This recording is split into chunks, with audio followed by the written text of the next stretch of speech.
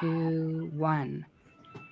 And we are on the air. Tonight I am joined with Rat Resistance once again to cover the New Hampshire primary. Yes. Welcome to everyone that is watching. Hoping Which for is- New Hampshire. Yes. So looking at the current results, I believe it's the New York Times what we were using. Yes. So currently, Bernie Sanders is leading, but Pete Buttigieg is in a strong second with 22% against Bernie Sanders' 29.9%. Mm-hmm. And I can share the screen so everyone can see what we are talking about. Just a second. Boop, ba-doop. And there we go. So as we can see, we have Bernie Sanders with 4,303 votes, Pete Buttigieg with 3,221 votes, Amy Klobuchar with 2,611 votes, Elizabeth Warren with 1,847 votes, and Joseph Biden with barely 1,000 votes, and not even cracking the 10% that you need to get a delegate. But let's be charitable here, because there is one candidate that is coming up out of nowhere now. He has risen 400% from where he was when I talked to you about him last. John Delaney is now at 4 votes. Yeah. Previously, we were talking about how John Delaney had only gotten 1 vote and how this was, a case of more horrifying rigging by the Democratic Party. But now, as we can see, I think that we can really see that John Delaney's strong grassroots support is really going to overcome any sort of attempt the Democratic Party tries to throw an obstacle in front of him. I mean, there's only so much you can do in order to stop such a strong ground game as what Delaney has in New Hampshire. It's amazing. Mm-hmm. I know he's just constantly knocking on doors, constantly putting himself out there. And despite, the fake news that you might have heard that John Delaney has dropped out of the race, no, he's in it, and he's in it to win. What if he actually managed to get over, I don't know, Biden in one race, just one race? That would be hilarious. You know what would be even more funny? If Biden was beaten by someone like Tom Steyer or Andrew Yang. Because look at this. This polling is abysmal. Oh, man. Andrew Yang, I wish that he would manage to, just get over Biden. I don't think that will happen, sadly. Yeah. I mean, I like Yang. I was a bit disappointed in his kind of bending to Eric Weinstein today on Twitter, where he's like, actually, no, I don't believe in the Palestinians' right to return. I think he does that a bit too much. But honestly, I like him. He's probably one of the better candidates here. Certainly better than any of the others in the top 8.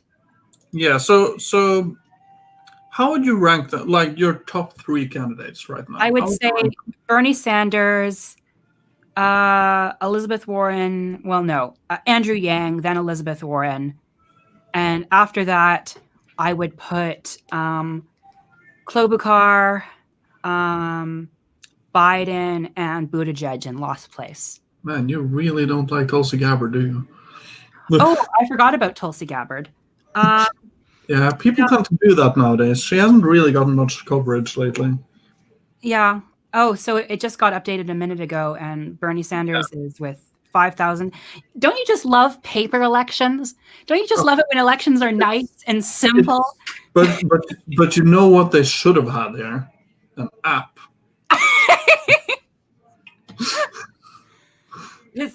The Democratic Party needs to be more hip with the kids. Yes. Down with the lingo. And that's exactly why they need Michael Bennett to surge. He would bring us all the 90s surfer lingo. Tubular. Tubular, bro. Does he actually sound like that? That's hilarious. Yeah, I'll find a clip for you.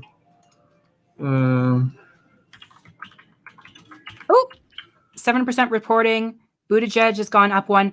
Klobuchar is really surging, but Biden is still in a distant 5th place. Oh. See, look at Bernie Sanders' lead over Buttigieg is not nearly as strong as it was. Yeah. But Klobuchar seems to be the main beneficiary. Look at this. Yeah. So Sanders might still like it's 7% reporting, so he might still be able to like pull away, but we'll see. Like this is the nice thing about a primary, on the other side of like instead of a caucus, is that we actually get live updates about this all the time now. So. Yeah, as opposed to disaster updates that keep getting dropped in favor of bizarre updates that occur like once every day, and then they stop at suspicious numbers in order to make it look like a lead is bigger than it actually was. Oh. Yeah. Iowa's a disaster, and I worry that Nevada will be no better. Yeah. Now, Nevada has already said that they are not going to use the same app. Well, so, I can't believe anyone would want to do business with Shadow Inc. anymore. Imagine calling your company Shadow. Like, it is a cartoon villain company. Like, yeah. Why would you call itself Shadow? That's just bizarre. Yeah. Anyway. Oh, I see you found a clip of Michael Bennett. Now we must enjoy his beauty. Let's see. You're letting me come here to announce that. I think this country faces two enormous challenges among others. One is a lack of economic mobility and opportunity. And the other one is that how we're not totally tubular, bro. He really does sound like your basic frat bro. Yes. It's amazing. Stoned in this interview, I wouldn't be surprised. like this is how he always sounds. One sec. Yeah. Opportunity for most Americans, and the other is the need to restore integrity to our government. I think we need to do both of those things. And I've spent the last couple of years writing a book about our politics over that. Yeah, let's not live through more of that. Endure more of Bennett's baffling mumbling. Yeah. Bennett's baffling mumbling. But I actually had a video that I wanted to show the rest of the people that are watching. What about Joe Biden's supporters and their enthusiasm? Yeah, so how Biden is back. Everyone needs to know that Biden is back, because as the results in New Hampshire are clearly indicating, Biden just has an amazing groundswell of support that is just everywhere to see. Anyway, Videodrome TV version says, "This is corruption of the highest order. I'm in New Hampshire and we despise Pete." I believe you, but it's possible that there is like a social circle of people who are like, what is it called? The silent majority of Pete supporters. I don't believe in that nonsense, but I think there are probably some people that are very desperate in order not to have Bernie Sanders in. And so they'll bite their tongue and even vote for Buttigieg because they're afraid of socialism. Yeah. Anyway, now time to hear more about Biden. All right. Let's see. His most loyal fans. Joe Biden! Yeah! Joe Biden! Yeah! Joe Biden! Biden's back! All right! And ladies and gentlemen, that is why Joe Biden is plunging in the polls in New Hampshire. People just saw one look at that and they're like, okay, I want no part of whatever crazy cult is going on there. But it's like the fucking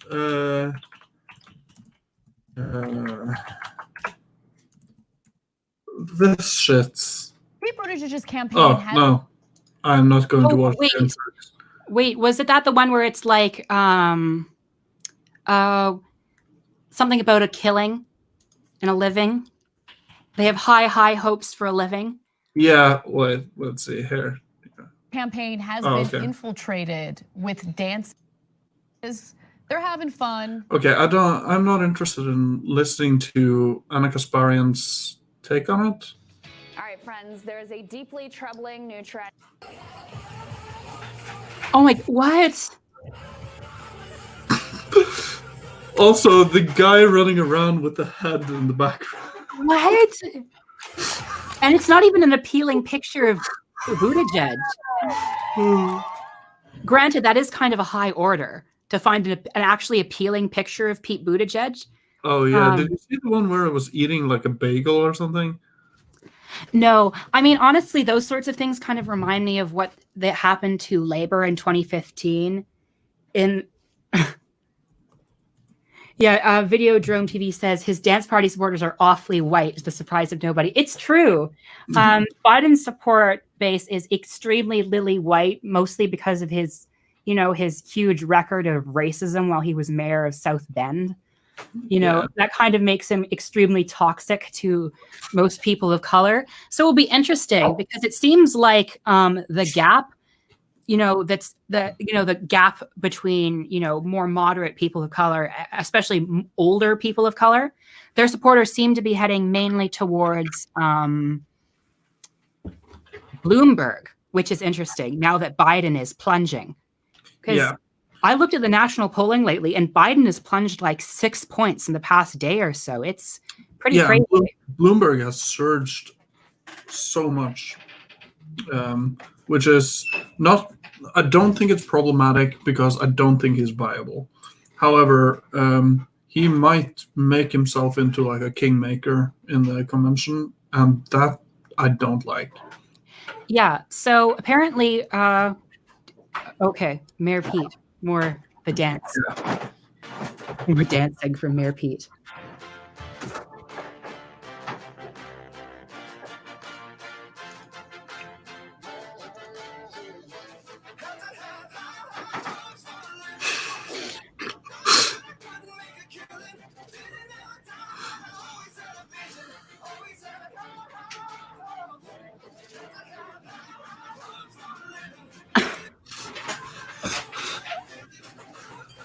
Look at that half-empty room.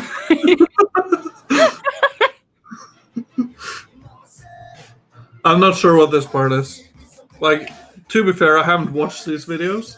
I've only seen like the short clips, and I've cringed so much every time. Oh God, TikToks. Oh my God.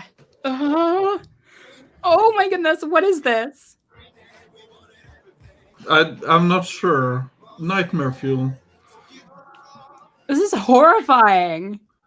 I'm not sure if this part is more horrifying than the actual people dancing.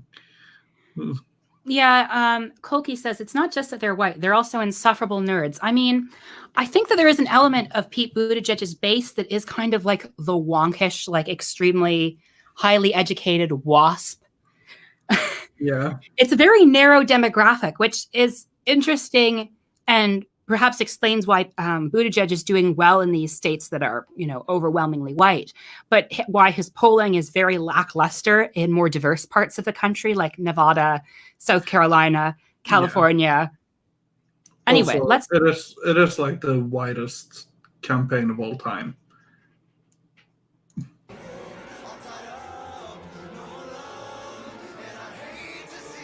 Yeah, I'm not going to. I feel like the edited thing was done by like maybe some conservative. They're like, ooh, this is like the satanism of Buttigieg's campaign, where in reality it's just extremely cringy. Yeah, but here you go. Oh yeah, man with the hands of fate. That's a possibility.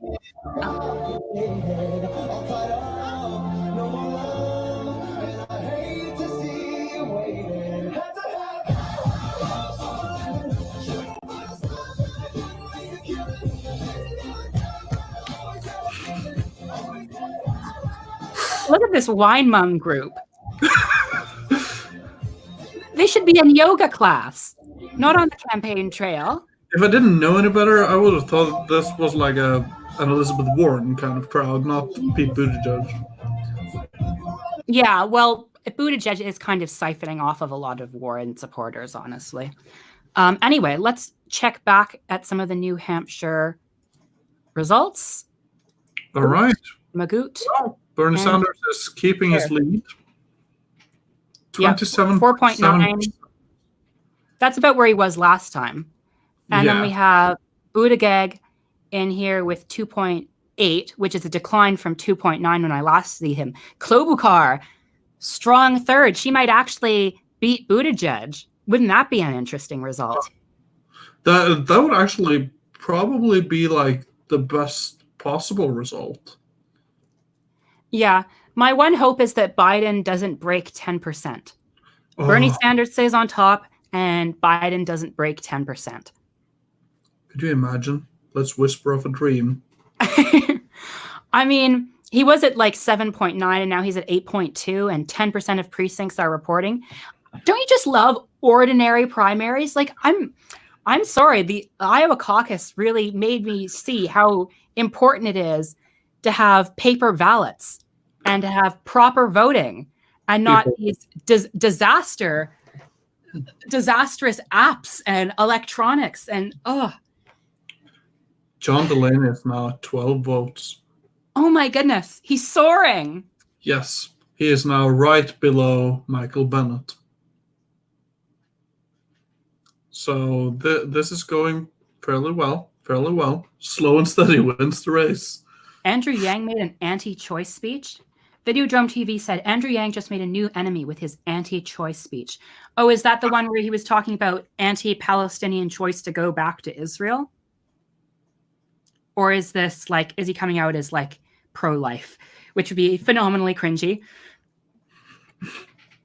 I feel like Andrew Yang and Tulsi Gabbard are the candidates that are trying the hardest to do the sort of red-brown alliance thing, where they're like, yes, we must reach out to right-wingers. They're the ones we need to target to build our support up. I don't know. Interesting strategy. We'll see how it plays out for them. So who would you want for Bernie's VP? Nina Turner, Stacey Abrams, someone like that. Yeah, so Nina Turner is the one I've heard most people mention. Like up until fairly recently, I would have said Elizabeth Warren.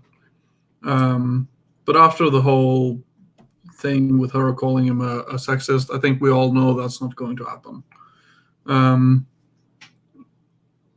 I don't know. I was always rooting a little bit for that's so cringy. No, Yang absolutely announced that anyone pro-choice is celebrating baby killing. Oh no! What a weird. Andrew Yang, what are you doing? That is so stupid. Like, I mean, the main issue of the Democratic Party to distinguish themselves from the Republicans is that they are pro-choice. Like, the Democratic Party is good on basically nothing else but that issue. So if you're ceding that issue, then you basically have nothing left. And you're also dealing with a crowd that is heavily pro-choice. So this is a baffling decision from Andrew Yang.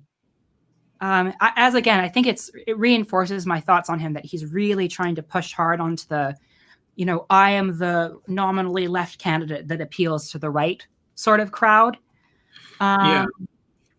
So yeah, that is very odd. And I don't really know why Andrew Yang would choose to go in that direction, coming out against, Palestinian right to return, which is something he really didn't have to tackle. He answered it fine. He said yes. And that was like, yay, good. I'm glad. I actually didn't expect that from you, Andrew Yang. But then there was some whiny conservative called Eric Weinstein. He's like, Yang, did you really say this? And Yang backtracked, which is a disappointment. Yeah. I think Andrew Yang is sometimes a bit too nice. Like, he wants to be liked by a lot of these people who you really don't need.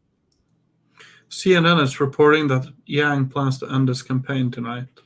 Oh, well, okay.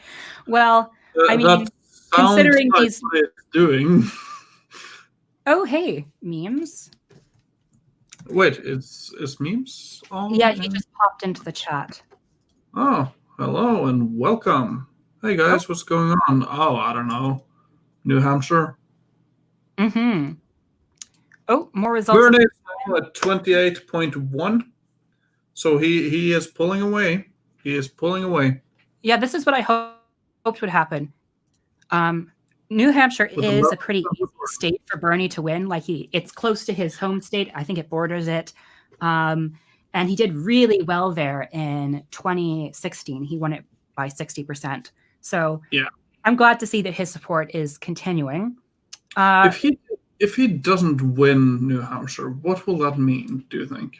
Well, what would that mean for his campaign going forward? I think it would be somewhat of a bad sign. Like, it would be because he was polling so well there, and it would probably take a lot of the wind out of his sails that we've seen lately, because he actually is leading in the national polling now for the first time in a long time. That was just Biden. Oh, this is an interesting news. There's still no votes in from the two largest cities, Manchester and Nashua. Do we think they are leaning more towards Bernie?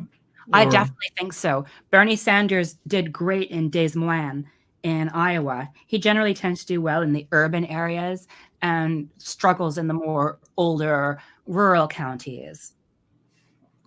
Yeah. Let's see. Michael Bennett, John Delaney now 13. Yes, votes. Look, he's quickly catching up on Michael Bennett. It would be so amazing if he actually beat Michael Bennett. Yeah, he is beating Cory Booker. Yeah, but Cory Booker dropped out. All of these are dropouts. Yeah, and John Delaney will never drop out. John Delaney is like the eternal candidate. Exactly. He has run since time immemorial. He actually has. He's the turtle messiah. Yes. He jumped in the race before anyone else. Yeah. And he has been campaigning since he started. Early results show how muddled the race is among the more moderate contenders, especially Klobuchar and Biden. Klobuchar and Buttigieg, who are outperforming Biden. What a weird name. Katie Gluick. I'm going to see if Norwegian media is reporting. No, they're not. Maybe the Norwegian Until Buttigieg wins, they won't report on it. Remember, Norwegian media is like, oh, we must support Buttigieg because he speaks Norwegian. Yeah, it's to anyone watching, it's embarrassing. It's super embarrassing. Let's see. Okay, state media is not doing anything about it. Let's see.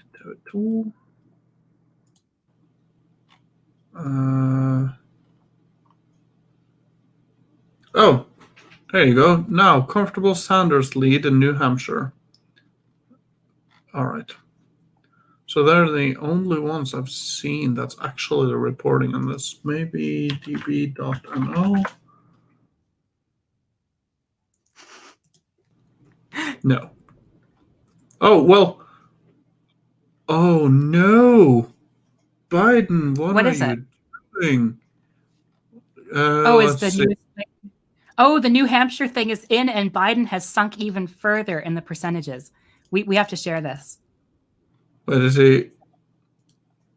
Oh my, he is. Biden has sunk. Oh God, Buttigieg has risen though. I don't like that. Buttigieg was at about 2.27 before. So, oh, Sanders gains. That's good. That's good. Oh, Biden sunk even further. Look, at 7.9. So. But who seems to be really losing is Klobuchar. Shouldn't she used to be around like 20.5 or something? Yeah. Yeah. Like, that's the thing. I want her to go past. Yes. I feel like Klobuchar, despite her being, abusive to her employees, I find her disdain for everyone relatable. Yeah. So Biden, just give me a second. I need to translate a word. Well, I think the real problem with these results is that they seem plagued by malarkey. Otherwise, Joe Biden would be winning. Yeah. So election vigil, is that a word? Probably not. So at the end of the night, all of the candidates, they have their hilarious.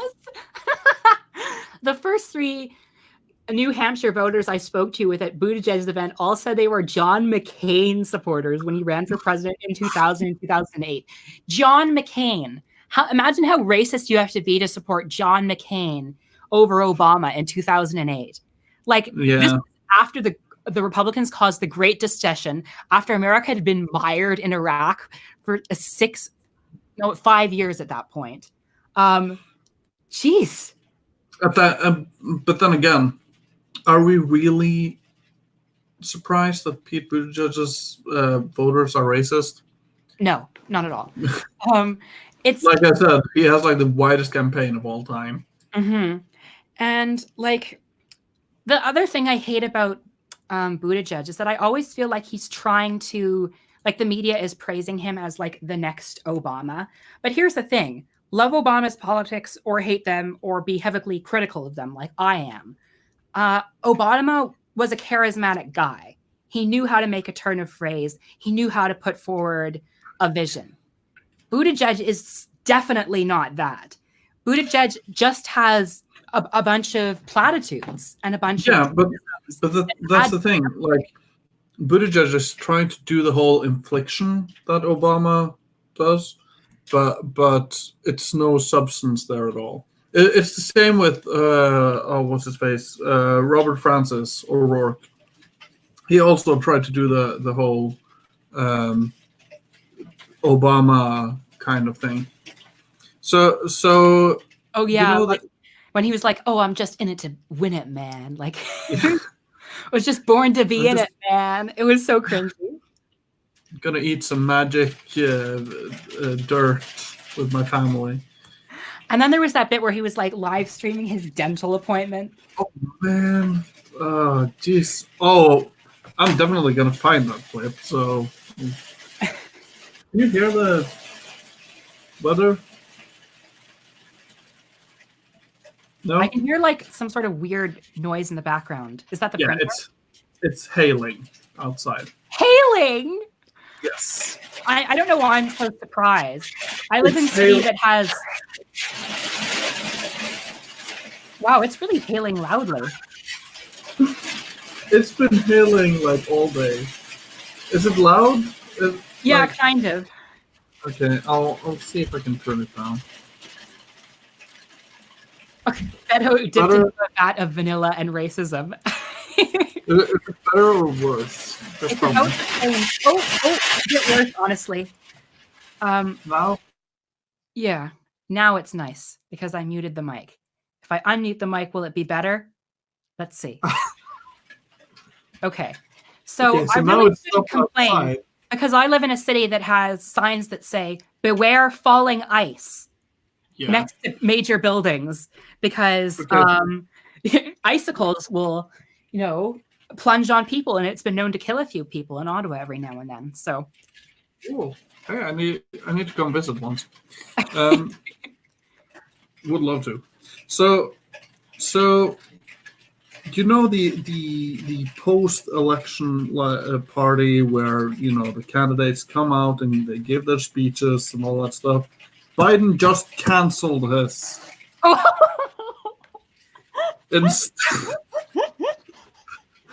Instead, he's going to address his fans by video.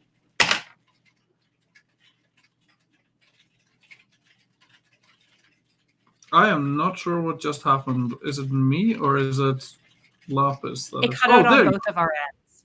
All right. It cut out on both of our ends. It's probably due to the hail. Yeah. So he's going to address his supporters by video instead. This is like a lecture in how to lose an election, how to lose when you're the front runner. I know, like Biden had everything going for him. All he had to do was not be crazy and aggressive and tell people not to vote for him, and keep, his somewhat terrible record on the down low. That's all he had to do to win. Bernie's at 21.9 now, by the way.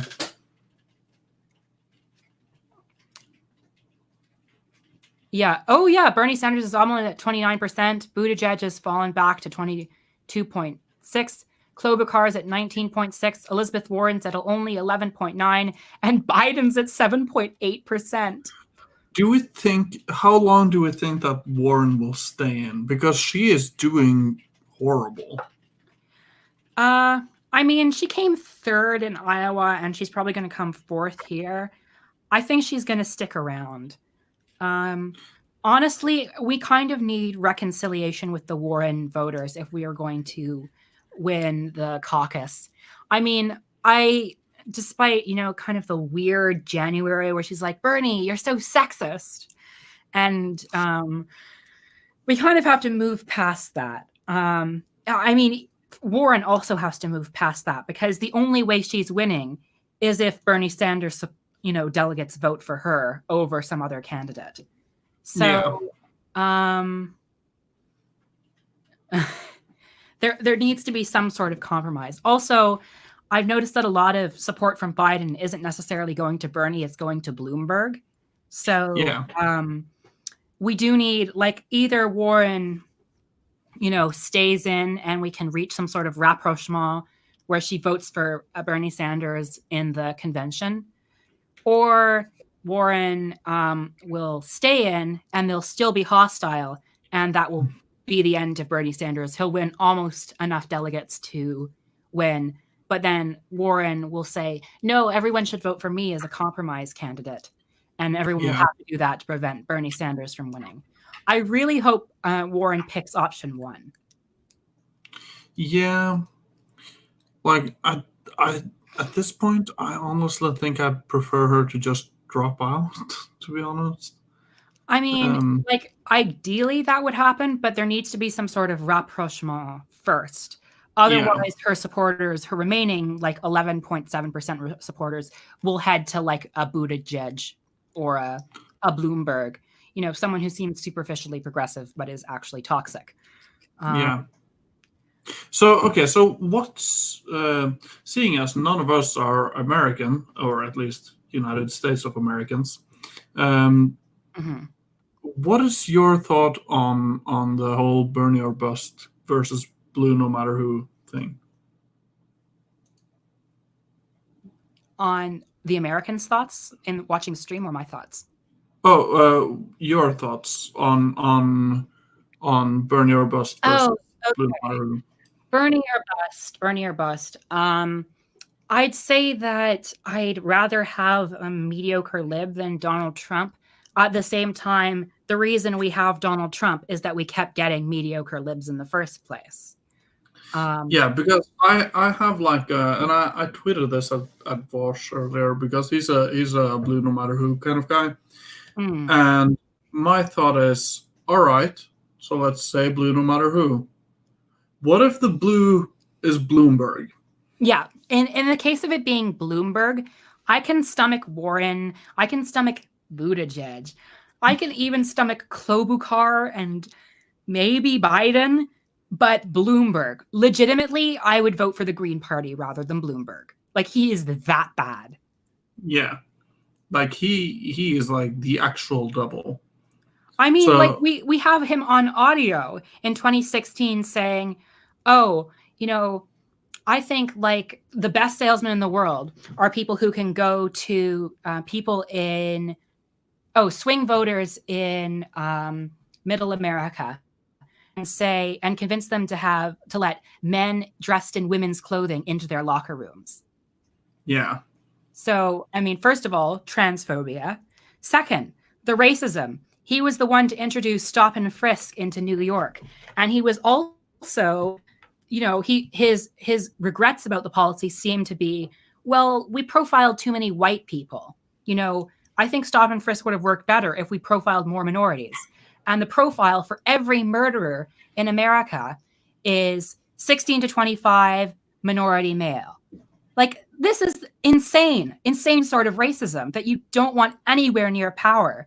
If you make this guy your nominee, congratulations. I think you can kiss the minority vote that the Democrats have been depending on all this time. Goodbye. That's the thing. He's literally a Republican. He was a Republican up until 5 minutes ago. So I know he was a Republican in 2018. He's the reason we have what's a face, that Kavanaugh. rapist in the Supreme Court. Brett Kavanaugh. He was Yeah. the one that basically shored up a Republican re-election campaign. Oh, by the way, Bernie's at 29%. Oh, yo, let's show our audience.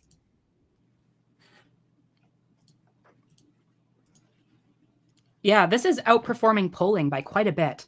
Bernie Sanders Yeah. was supposed to get 26% to Buttigieg's 22%. Yeah. So now, what I wish was the case was that Bernie would get, 70%. But Oh, hey, of course.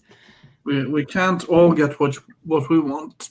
Mm-hmm. And watch the media be like, well, just because Bernie Sanders wins in New Hampshire doesn't mean anything. Yeah. It's still a decrease from his 2016 election campaign where he won 60%.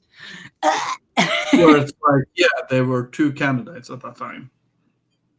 Now there's like, what, 8? Oh, have you looked at the entire list? Scroll down. Oh, 10, if we count Duvall and Michael Patrick. Yeah, so keep on scrolling. All of these candidates, there's like 1, 2, Yeah, so 3, I'm guessing 4, a bunch of them 5, have dropped 6, out.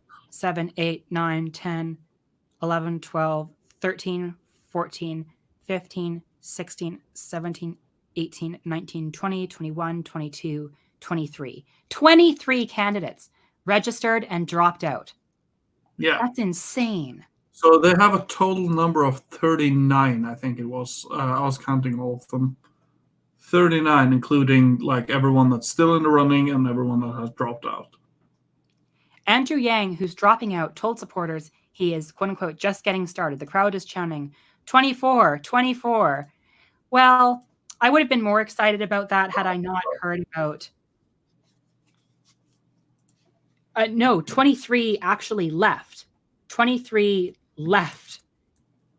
Wait, 20 what? candidates used to be in the running and have dropped out. Yeah. Leaving 10 that are actually still in the race, with Yang dropping out, now leaving it at 9. I'm honestly kind of weirded out. Why is Gabbard still in the race? I'm not sure. And here's the thing. I am a pretty hard Tulsi Gabbard defender. Mm-hmm. Like I like a lot of what she has been talking about. I think her anti-interventionist stance is probably the strongest one of everyone that's running. Problem is, at this point, she isn't really relevant to the race anymore. Yeah. I mean, it was more understandable because she joined the race before Bernie. And I think it's great that she, killed off Kamala Harris and her campaign. So, you know what? To me, it's like, Tulsi Gabbard, give yourself a pat on the back and end it, because if she stays in for much longer, it will be more embarrassing. So she should drop out and endorse Bernie and hope to get to become his Secretary of State. Yeah, with Tulsi Gabbard, I mean, yeah, I like some of the stuff she says on anti-war, pro-drug legalization, but then I go back to her record in 2015 and I see stuff about, why won't Obama say radical Islamist terrorists? Why won't Obama say that? Obama, why are you angry at Putin for bombing Syrians? Putin is bombing Al-Qaeda. We should be bombing Al-Qaeda. Like, what the hell? Like, this sort of nonsense is not really what I'm looking for in an anti-war candidate. And in regards to what was it? Her stuff with Modi. She's very connected with that genocidal guy in India who's basically turning Kashmir into a police state.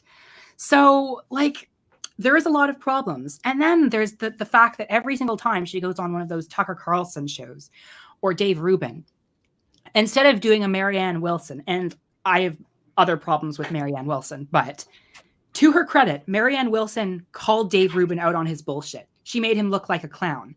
Tulsi Gabbard is like, yeah, I actually do think that the Democrats have a problem with everyone calling for open borders. There is not a single candidate that has campaigned on open borders. Not even one. closest one was Julian Castro, and he wasn't calling for it. Yeah, I definitely like. As I remember when she announced, I pretty much endorsed her right away. And then when Bernie announced, I was like, "Hey, sorry, Gabbard, but you're my second choice." But yeah, like even I could say that she has done some no-nos, and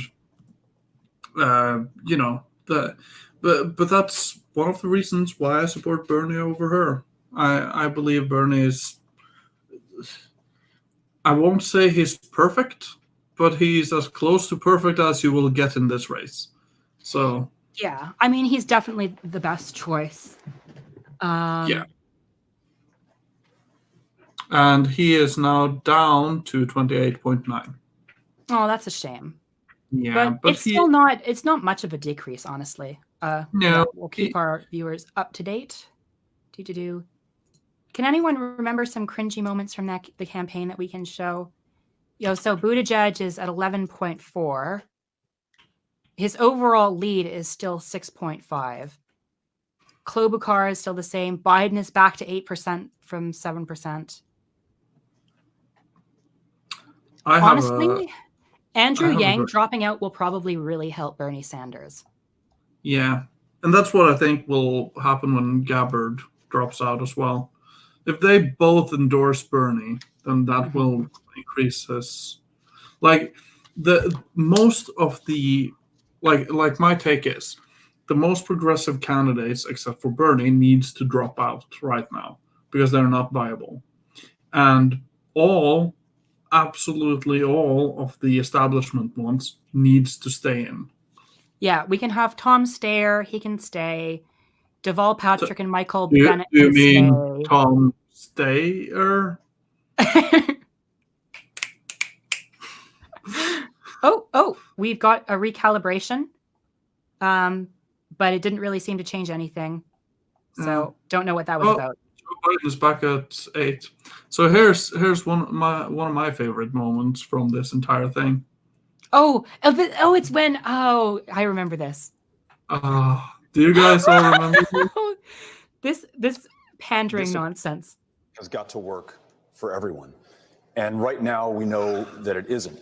And it's going to take all of us coming together to make sure that it does. Necesitamos incluir cada persona en el éxito de esta economía. Pero si queremos hacerlo, necesitamos incluir cada persona en nuestra democracia.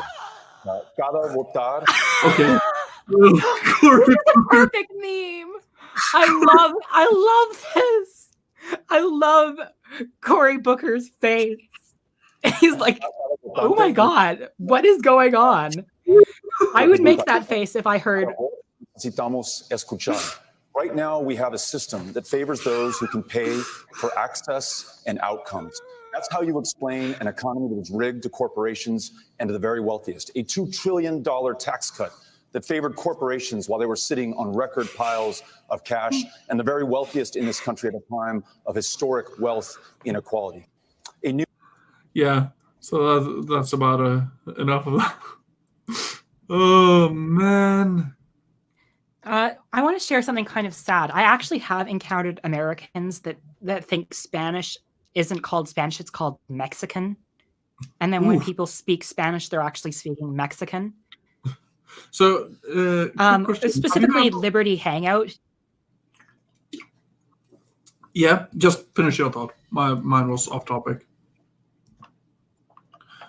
Oh, okay. So anyway, I've actually heard. Oh, sorry. No, you go ahead. No, it's yeah. Okay. You anyway, heard. As I was saying.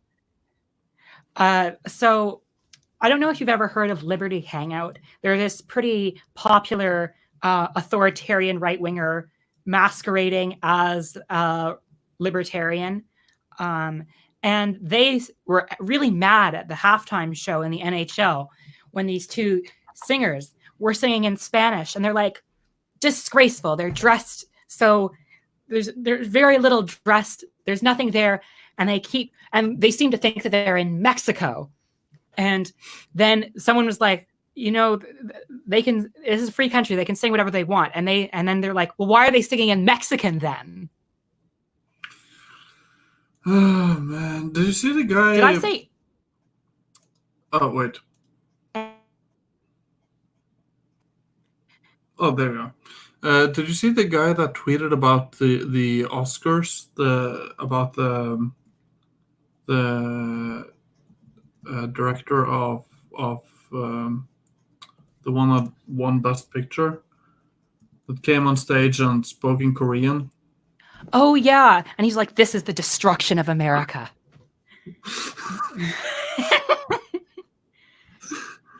Oh, American man. conservatives. I don't understand this mentality of fear. Do you mind if we move this off screen? Yeah, so I was actually going to point to something before Oh, sure. taking it away. Yeah, so have you watched anything of this guy? Don't Walk Rant Productions? Don't Walk, No. Run. No, I've So- never heard of it before. Oh, okay. So I've been watching him, and I can't for the life of me figure out if he is left or right wing. Or I know that it's not left wing, but I can't figure out if it's more centrist or if it's like a right winger, because he's very ambiguous about his language. So Does he have like more anti-establishment leanings or something? he is mostly just talking about, like, in the videos I've seen, he's mostly just talking about electoral politics and what candidates should stay in the race, for example, or which ones should drop out. Talking about how how the Yang Gang is whining for talking about the media blackout when there wasn't really a media blackout, stuff like that. But he also has videos about how, like, the DNC actually changed the rules to favor Bloomberg. So I'm like, I can't really get a good reading on where he is politically. It could be that he's trying to keep his leanings vague to maintain as large an audience as possible. I've noticed that a large amount of YouTubers do try to, especially the big ones. Yeah. Let's see. Just, Stonebot saying talk about he's the issues I want to talk about. yeah. So Stonebot is saying that he's an enlightened centrist, probably referring to Don't Walk, Run. Yeah. Possibly, I wouldn't be able to tell. I think that's the problem. Let's see. I'm also going to find the.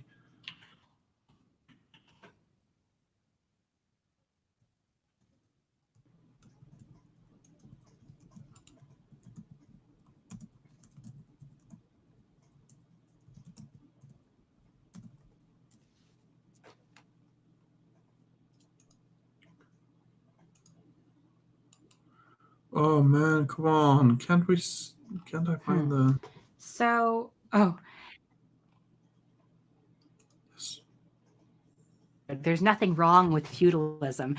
Yeah. So Liberty Hangout is run by Caitlin Bennett, aka State Gun, Kent State Gun Girl. The one that's most infamous for doing the pooing in your pants to own the libs protest. Oh yeah. So she started the account because she wanted to infiltrate right libertarianism from the authoritarian right, basically. All right. A very weird sort of ideology. So should we provide some New Hampshire updates? Yeah, you can show that. And then I'll okay, so Bernie Sanders is at 18.4%. Buttigieg is at almost 23.9 now. 22.9. Klobuchar is okay. Sanders and Warren rising. That's good.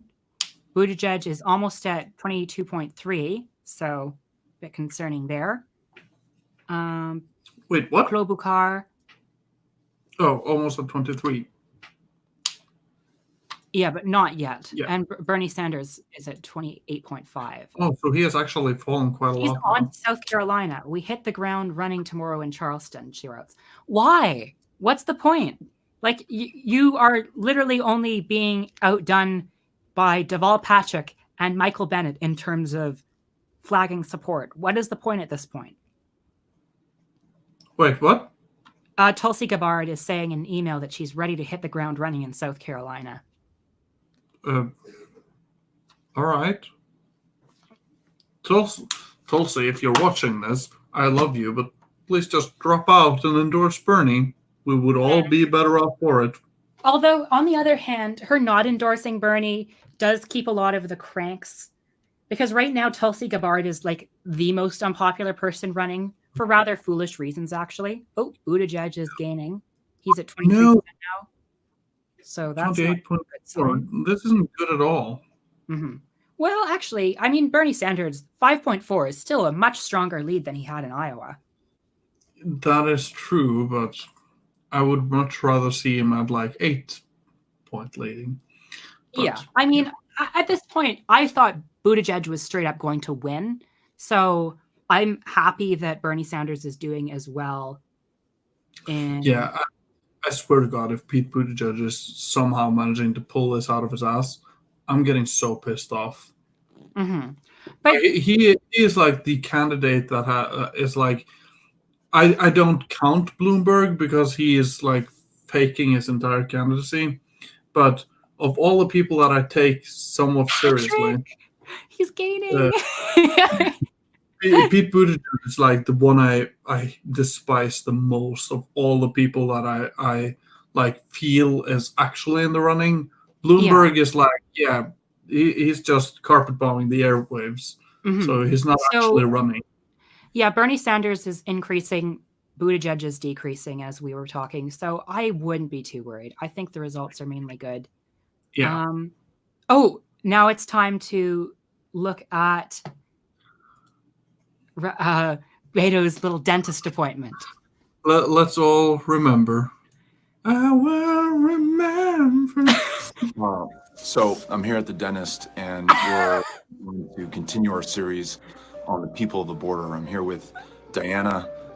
Diana's going to tell us a little bit about growing up in El Paso. Hi, I'm Diana. I was actually born here in El Paso. My mom is from a small town in Mexico. So was my dad. My dad was a U.S. resident. This is so cringy.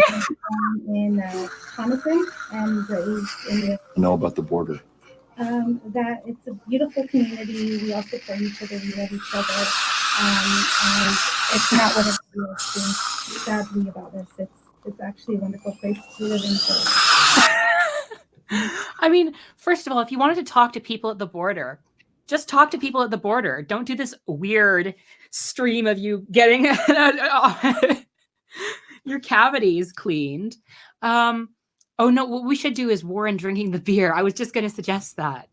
Yeah, I'm going to try to find like the... There it goes, Warren drinking the beer on Instagram Live. Yeah, so, yeah. I'm glad for everybody who's joining this video. It's great to hear from you. Hold on a sec. I'm going to get me a beer. That's how normal people get their beers, right? Hold on a sec. I'm going to get me a beer.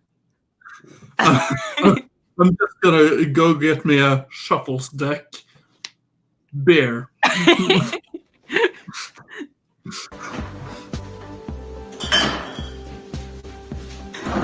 Hey, Glover, my husband Bruce is now in here.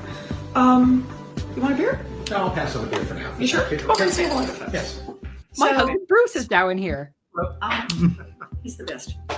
And I'm crazy. I love you too. Thank you for being here. Pleasure. I'm glad you're here. Thank you for being here in your own home. Thank you for being here. I'm glad you're here. Yeah, I think you're right. I think you're right, Stonebet. I think people do try to copy AOC because they realize that she has a model that works, right? They understand that she has an appeal and a populist connection that a lot of other lawmakers desperately crave, mostly because it translates into votes. and attention from the media, rather than because they actually crave to serve the interests of the people. Now, I think that's the central problem. Why they can't actually imitate AOC properly is because they lack that genuine connection. And they just come off as millionaires LARPing as ordinary people, which is what they are. Yeah. Oh, a classic from 2016.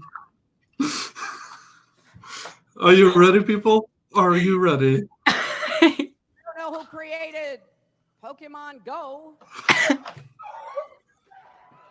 but I'm trying to figure out how we get them to have Pokemon go to the polls. That's my favorite thing. It's like, my favorite part about Pokemon Go to the polls is that she does these little hand gestures to accompany her amazing stand-up comedy routine. And then after everyone starts clapping, she leans back and she's so smugly pleased with that great line. Wow, I really got the millennial vote there. yeah. Oh no. Hillary Clinton. Chilling in Cedar Rapids. I'm just chilling in Cedar Rapids. I mean, mock Warren all you want. I really think she comes off as a bit more authentic than Hillary. Yeah. By the way, did you ever watch this one? No, I don't think so.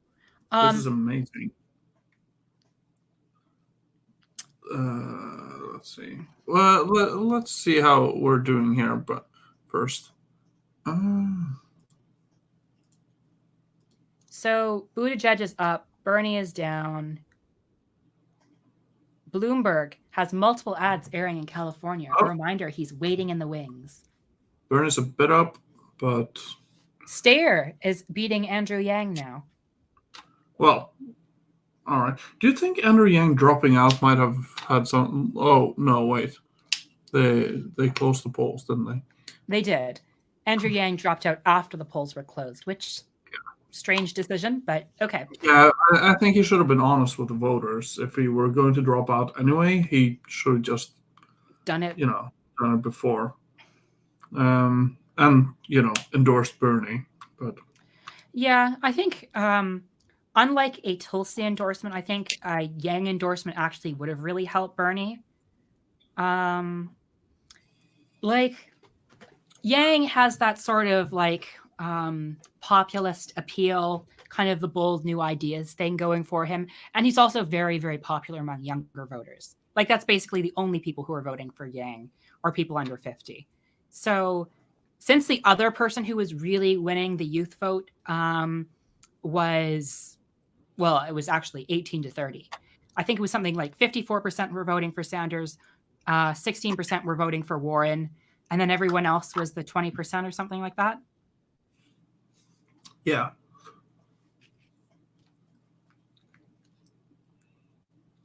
Charming.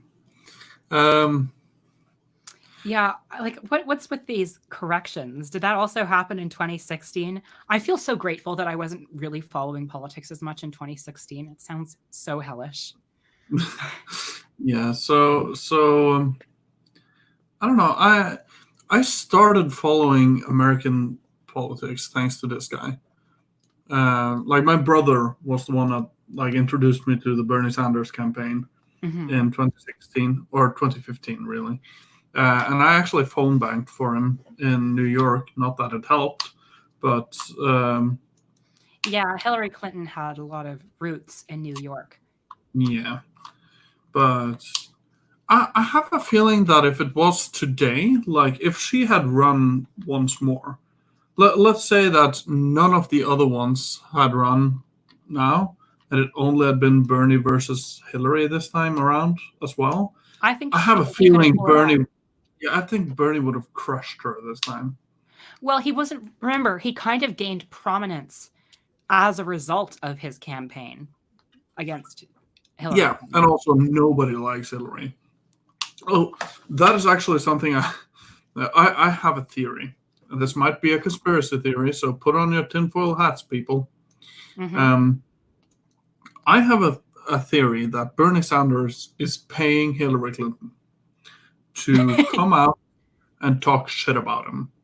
Because every time he she does does, that. he rises in the polls. Well, I And mean, she's she's a doing very quite a lot. hated person among Bernie Sanders' base. It's a really Yeah. helpful thing for her to criticize him because that's motivation for his supporters. Like, wow, that horrible liberal woman is criticizing Bernie Sanders again. Better go out there and vote. Yeah. Oh, yeah, that bit where she's like, nobody likes Bernie. No one in Washington would work with Bernie. And then Klobuchar and Biden were like, yeah, I like Bernie, and hugged Bernie. That was That was a actually cute quite a moment. wholesome moment.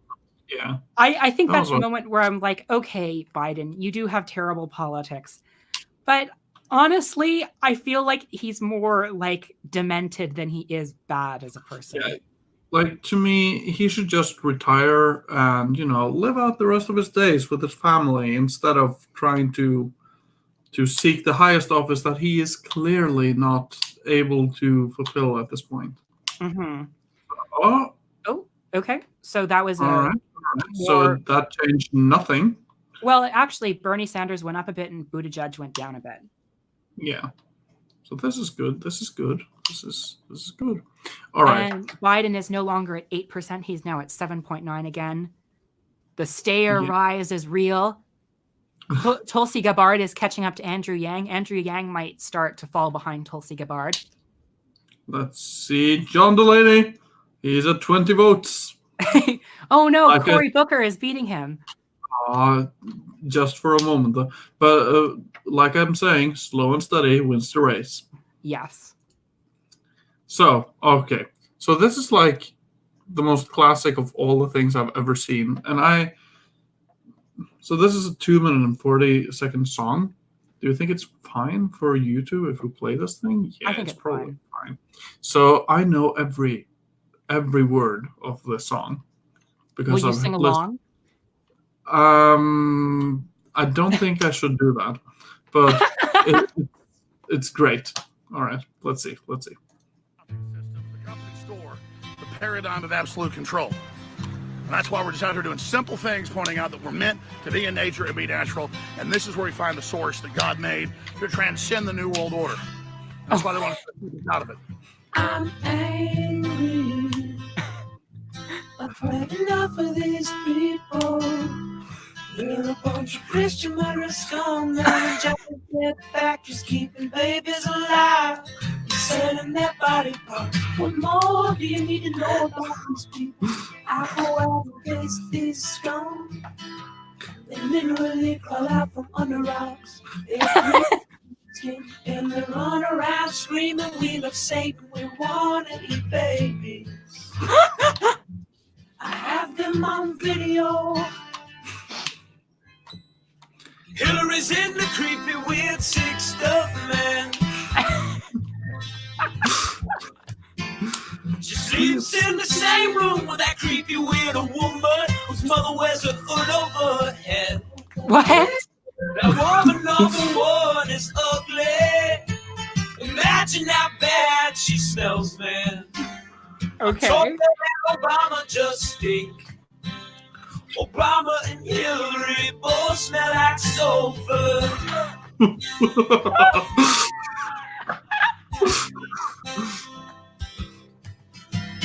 Literal vampire pot-belly goblins hopping around coming after us. My spirit gets close to that evil and I feel it go.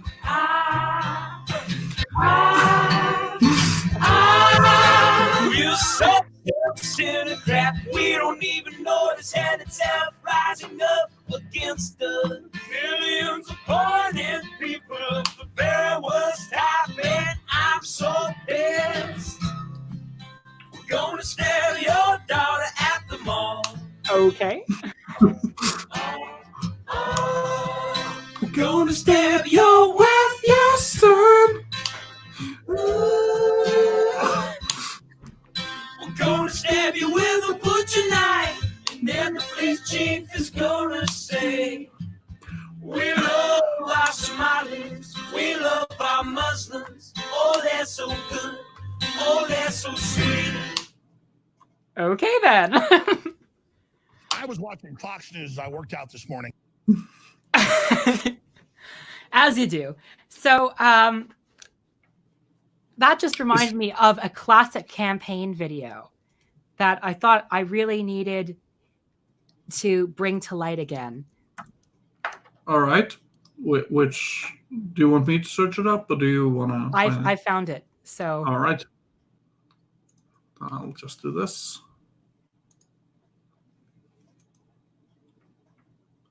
Is Alex shirtless? Yes, he is. He is very much shirtless. Okay, just a second. Share screen. Your connection seems better today than last time. It's possible. Okay. Oh, no sound. Oh, you're right. I forgot to put sound on. Okay, just a second. It's so lame that you have to it is annoying. Back in. Yeah, it's really annoying how you have to remember to share audio. Yeah. Okay. This should do it.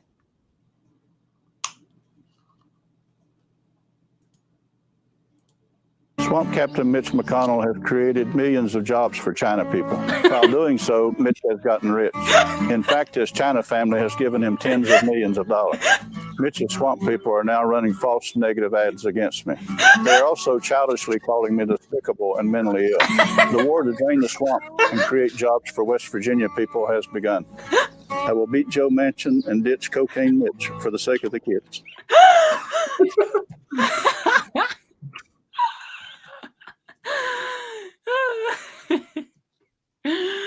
Don Blankenship. Gotta love him. All right. Let's see. New Hampshire? Oh, no. Bernie Sanders is now down at 27.7%. Yeah. Elizabeth Warren, 10.4. Biden at 8.3. Stair is rising. Oh, Tulsi Gabbard is almost beating Andrew Yang now. Yeah. Do you think she will beat him in New Hampshire? Like, it doesn't really matter. She's not even close to getting to the threshold, but... Yeah, Buttigieg is doing better now. We've got 28% left, so... it's highly possible that Buttigieg may do even better. Although, hopefully not. Yeah. Let's all hope that Buttigieg... Let's hope that his final vote has been cast. I don't think that's a realistic possibility. Let's hope that he goes back to being around 22% as opposed to 23%. Yeah, and then Klobuchar can come up and take, clobber him. Yes, it's clobbering time. But Elizabeth Warren, a few fewer votes, and you might be out of the race just like Joe Biden. Yeah. Man. That is not good. Not good at all for Tulsi. I really think that if Tulsi had dropped out, Bernie Sanders would be doing a lot better now. Yeah. She should have dropped out like 2 months ago, really. But I can understand waiting until Iowa to see how much support you really have. Like, you never know how accurate polls are. But after Iowa, come on. Yeah. Like, everyone really... below Klobuchar in the national polling should drop out right now, but that's fine. Let's see what's the chat saying. Buttigieg. I got good hopes for Bill Weld winning the New Hampshire Republican primary. Yeah, you know what? Let's all root for Bill Weld. Could you imagine more moderate Republicans? Could you imagine Trump losing like a single one? Like if he just lost one. All right. So I have another classic that we can watch. Oh, really? What is it? Oh, yes. Veterans Affairs get cut off, like Social Security, maybe Medicare and others. They stop. But the benefits inside the Department of Veterans Affairs continue, which is, it's like it's like a nightmare after a nightmare. And it took them 9 months to fix it. This is a real story here in New Hampshire. I can promise you the best way to show respect outside of rebuilding our military to men and women in uniform is to fix that mess as fast as I can. That's it. They're kicking me out the door. They're kicking me out the door. Oh, Sir, thank you very much for. I think this is the one where they follow him with the camera as well, and it's amazing. It's amazing. I And he believe your walks out. schedule has a hard stop. There are more than 1 million Rotarians around this globe, and we all share 4 tests that And guide he our daily sits interaction down. with each other, with our friends, with our coworkers. This club has added a 5th. And he test. starts Before eating you run, cake. I would invite all you to join us.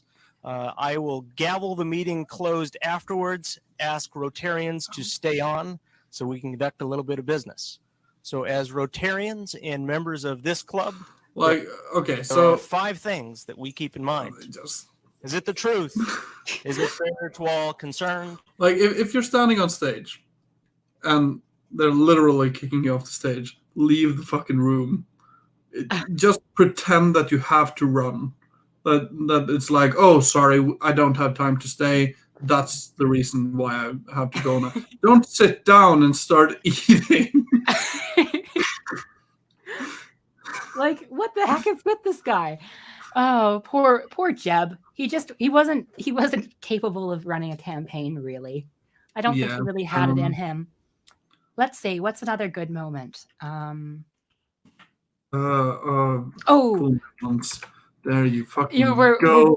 Where Bush forgets the expression he's going for halfway through. And so, in my State of the Union, or my speech to the nation, You were right the first time. I know the human being and fish can coexist peacefully. And America needs a military where our best and brightest are proud to serve. Our breasts? Yes. If you're a single mother with 2 children, which is the toughest job in America as far as I'm concerned, and you're working hard to put food on your family. Question asked, is our children learning? Too many doctors are out of business. Too many OBGYNs aren't able to practice their love with women all across this country. That's the one I really don't get. Like, what was he even going for there? Tennessee, I know it's in Texas, probably in Oh, Tennessee. here it This is. fooled me once. Shame on you.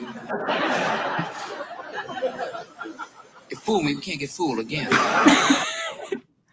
Fool me once, shame on.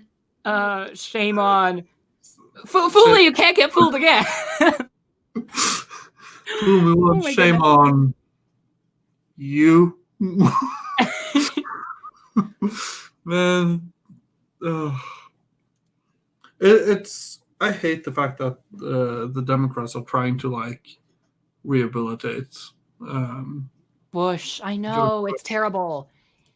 He's an idiot. Yeah, he's an idiot, racist piece of shit, and he's a warmonger. You know, Yeah.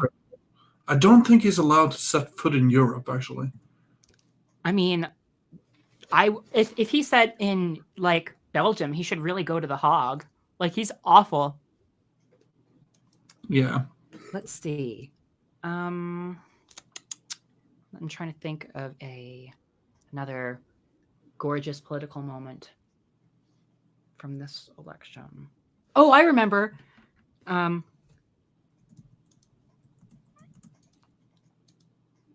think I got it.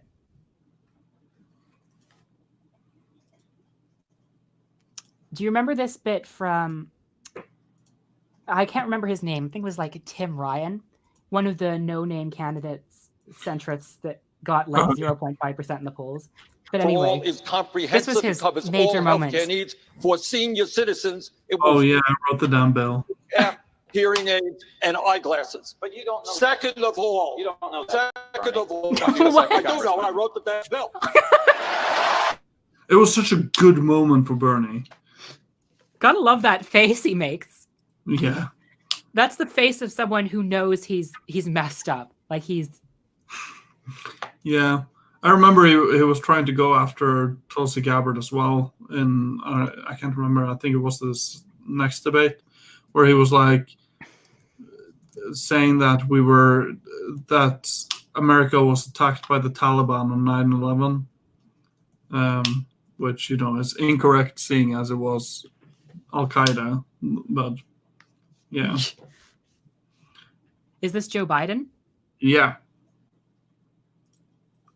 All right. Okay. What?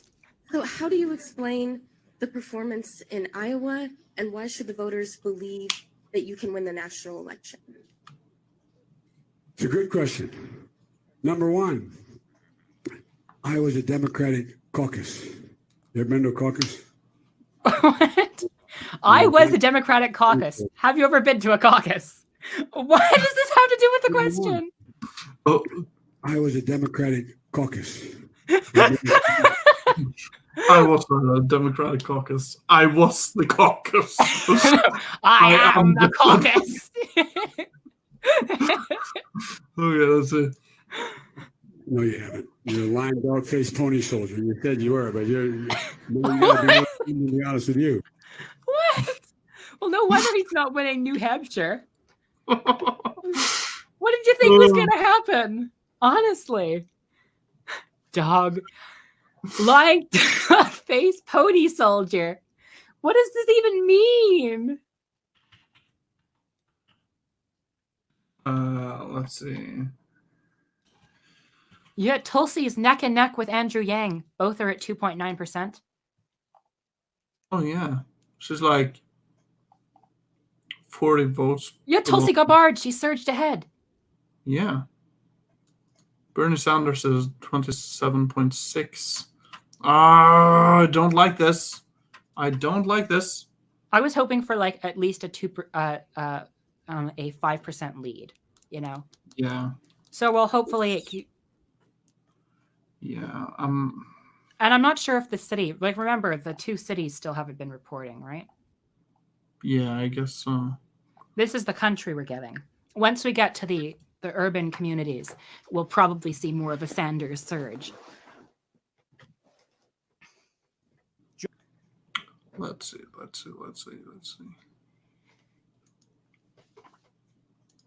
Anyway, let's watch. My name's Joe Biden. I'm running for president of the United States. Look me. I'm running for president of the United States. He has to clarify because he's run for senator in Congress a few times. Yeah. Like what you see, help out. If not, vote for the other person. Over those 8 years, there were 3 million people that were deported and separated from their families. Yeah. We had this classification of families. What the hell? I'm not going to do that. What are we going to do about climate change? Now, you say you're against pipelines, but then you want to replace these gas lines. That's not going to work. We got to stop building and replacing pipelines. You got to go vote for somebody else. Well, I tell you what, if you looked at my record and you still doubt about my commitment, then you should vote for somebody else. I'd love to make sure we don't use any oil or gas, period, now. Is it possible? Yes. Well, you ought to vote for somebody else. Well, I knew you weren't, man. You think I thought you stand up and vote for me? You're too old to vote for me.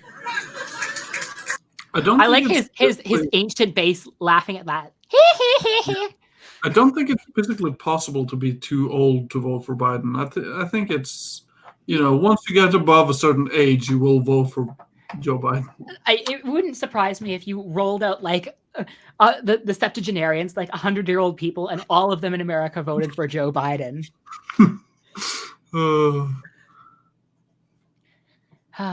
See, what does this mean? Nope. When they start counting the urban area, the lady Bernie was Sanders, the primary. He's doing better now, so that's good. Oh yeah.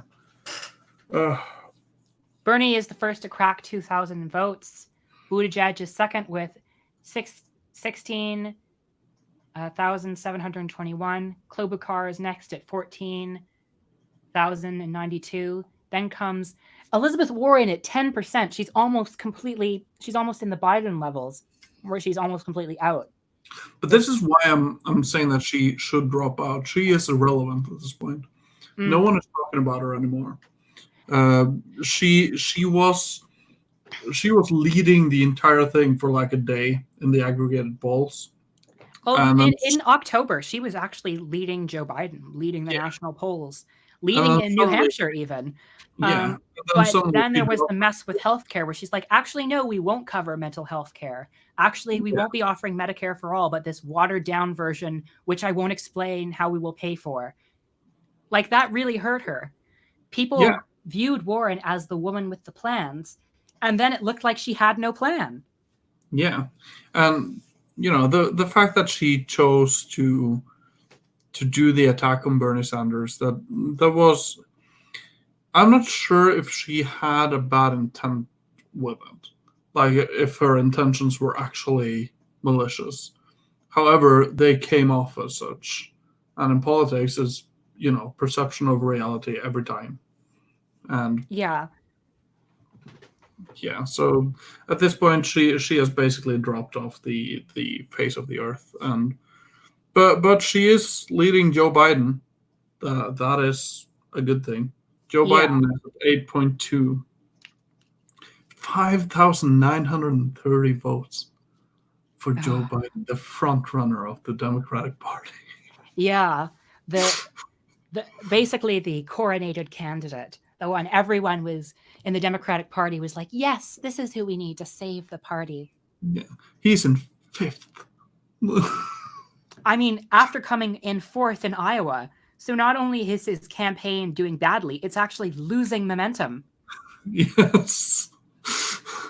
But this is why I'm telling people the polls are totally bullshit at this point. It's like, first of all, you can't look at national polling. You just can't. You have to look go at it state state by state. Yes. And I mean, if you looked at the polling, this is certainly a result that was within the margin of error. Bernie Sanders is doing about as well as he was predicted to do. Buttigieg is doing about as well as he was predicted to do. The one who actually isn't doing as well as they were predicted to do is Klobuchar. She's doing really well. Yeah. And the one who's not doing so hot and who was predicted to do a bit better than this is Warren. Warren and Biden, last time I saw, Warren, Biden, and Klobuchar were all around 11% in the polls, all in dead heat. Now, well, it seems like that's not the case anymore. Yeah, let's see.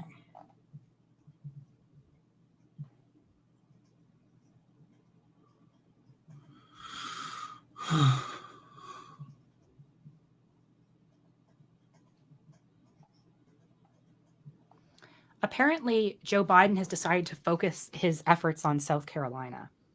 Yeah, that should be his way to do this right now. I mean, I think he can probably win South Carolina, but on the other hand, I think he probably could have won Nevada if he put more effort into it.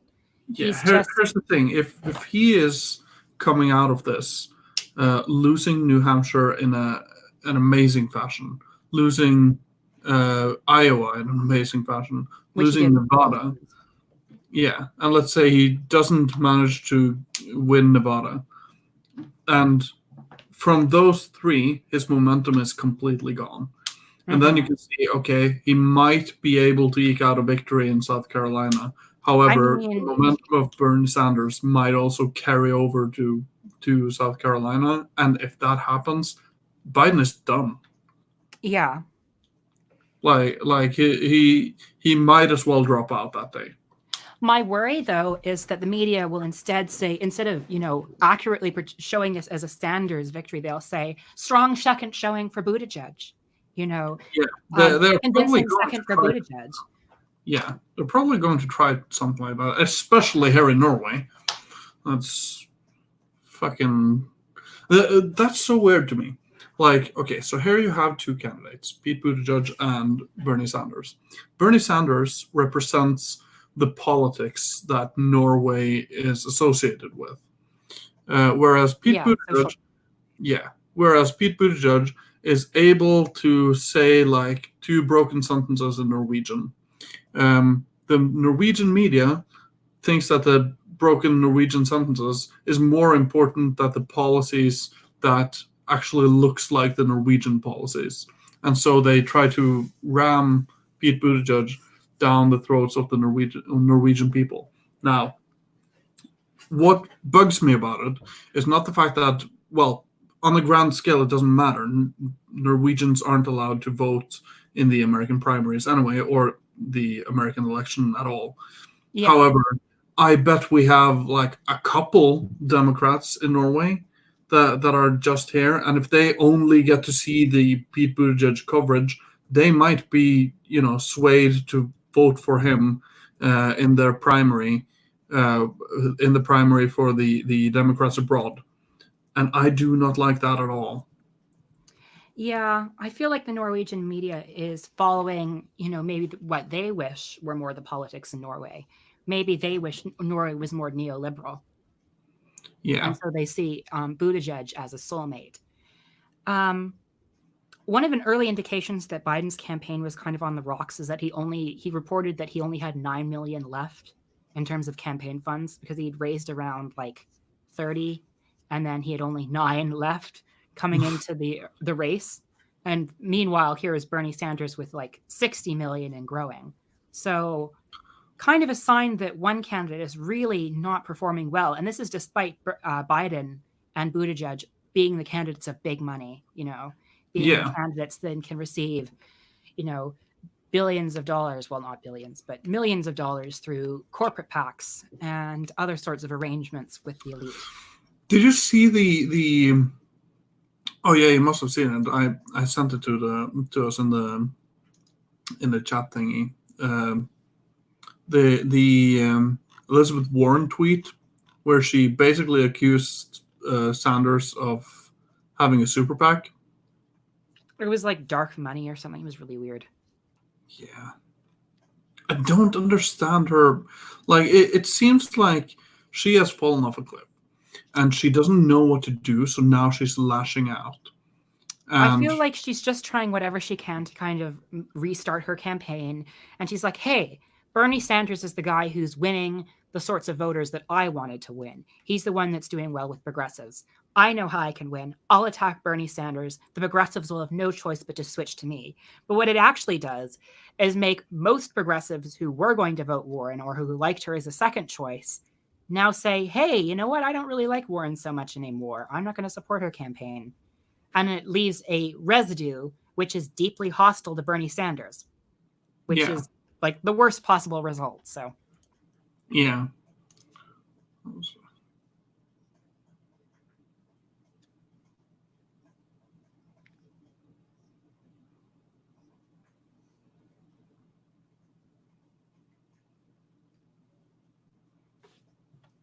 Oh no. Okay, so I'm gonna share this because I feel like we have already seen this clip, but with another politician. For taking the question. Thanks, Abe. Donald Trump won the 2016 election in large part because he appealed to a discontented middle class in the American heartland. How do you plan on winning back both their trust and their vote? Thank you. Well, I guess you look at what I've done. And that is that I am someone that runs in a purple state. It is a state that when I first started running for office, the other senator was Republican, the governor was Republican, and 3 of our 4 constitutional officers were Republican. And then I started running. And every single time I have run, I have won every single congressional district in my state, including Michelle Bachmann's, okay? It's when you guys are supposed to cheer, okay? All right. Oh no! She did it. She did the please clap thing. I wish that they had just included the please clap at the end of this. That's so bad. Never tell your audience that they should cheer. Yeah, it makes your you look speech should really be inspiring weak. enough that they can cheer. Otherwise, it will make you look desperate. Like, oh, you need that encouragement to cheer, and without it, you got nothing. Let's see. Thank you from Bernie Sanders on Twitter. Thank you, Andrew Yang, for running an issue-focused campaign and working to bring new voters into the political process. I look forward to working together to defeat the corruption and bigotry of Donald Trump. Yeah, I mean, that's a good tone to strike, considering that Yang voters are mainly people who would have voted Sanders otherwise. Yeah. Yeah, I feel like we have a lot to win among the Yang Tulsi crowd that make up about 5% of the votes. I feel like either those people won't vote, like about 1% of them won't vote, and about 4% of them could probably be turned to Sanders, which is definitely momentum we're going to need as the campaign goes. What I'm really interested to see is what happens to Bloomberg's rising poll numbers when he gets vetted by the other candidates and when they actually properly get to start criticizing him. Yeah. So this is not good. Yeah, 3.3. That was a bad precinct for Bernie. Yeah, that's not good at all. I am starting to get afraid that Pete Buttigieg might actually eke out this one. I don't like this at all. Yeah, I don't think that Buttigieg will win, but I think it will be closer than we would have liked. But honestly, this is about where Bernie Sanders was predicted to do in polling. This is like 2.6% better than Pete Buttigieg was supposed to do in polling. Klobuchar was supposed to be at 11%. She's at almost 20%. Yeah, she's crushing it. Elizabeth Warren is down to 9. Yeah, Warren was supposed to be at 11, so she's down about 2%. Biden was supposed to be at 11. He's down 3%. Tulsi was supposed to be at 6%, so she's down 3%. Yeah. Tom Steyer is 3.4. Oh, yeah. Tulsi has surpassed Yang. I think that the DeVille Patricks, the Michael Bennetts, Tom Steyers, they should all stay in. Yeah. I want... let's look at this. I want Tom Steyer to stay in. I want DeVille Patrick and Michael Bennett to stay in. And we all want John Delaney to stay in. Exactly. And so why? So the blue ones, are they the dropouts? They're the write-ins, I think. Oh, okay. So because I was like, why does John Delaney have a picture here? Look at the K supporters. 31 for Kamala Harris. She was robbed. Yes, Queen Slay. Oh. Michael Bennett. Okay, Sanders up. Oh, down a point. Okay. Oh, 3.2 with 37% reporting. Yeah, we'll see. I mean, he won in Iowa, so it's probable that he's going to win here as well. But it is possible that Buttigieg would win. I can't see Klobuchar winning. And of course, Elizabeth Warren and Joe Biden are basically out of the race at this point. Yeah. It really is starting to look like a three-way race here. The thing about Buttigieg, though, is that Buttigieg, like we have touched upon, he has zero black support. Mm-hmm. So when we move into Nevada, all Bernie Sanders has to do is win here. All right. Let's see some corrections. Yeah, so Pete Buttigieg is falling off a cliff after tonight, basically. Mm-hmm. But if he wins, he might get more support. So we have to make sure that he doesn't win. Yeah. So will it be enough to get him up to the sort of front runner level? And that's why I think Joe Biden needs to stay in after tonight. He needs to stay in through Super Tuesday just to secure that Pete Buttigieg does not manage to get up into the top tier. Yeah, I don't really think that it's kind of being a really weird scenario where there's a whole bunch of people competing to be the top tier centrist candidate. We've got Bloomberg, Buttigieg, Klobuchar, and Biden. All of them are getting around 12 to 15%, depending on the state. And Sanders is pretty consistent around 26%. Yeah. So what was the threshold to get any delegates? To get in the delegates? No, to get any delegates from New Hampshire. I think it's 10% in New Hampshire. Oh, because in that case, neither Warren nor Biden is getting any at this moment. Yeah, I really hope that Warren manages to pick up enough support to get delegates because, I mean, that would be good because that means, we'd have some people who were getting delegates that weren't just the two right-wing candidates or centrist candidates. Yeah, because that's sort of the problem here. This lineup is fine, but it would be better with Warren above Klobuchar. Or Warren, ideally Klobuchar, Bernie, Klobuchar, Warren, Pete, Biden. Yeah, but that one wouldn't happen though because let's see. Oh, Klobuchar. All right. I like this. Like I really want her to go above Pete, but I don't think that's going to happen. I see the best possibility for Klobuchar is getting kind of into a neck and neck race with Pete. They both get around, say, 22%, give or take. Yeah. Anyway, we should distract ourselves from scaring ourselves with the precinct coverage and move on to looking at some hilarious political memes until that time. Let's see. Oh man, what's it Oh, called? what about the one where the libertarians? Oh, yes.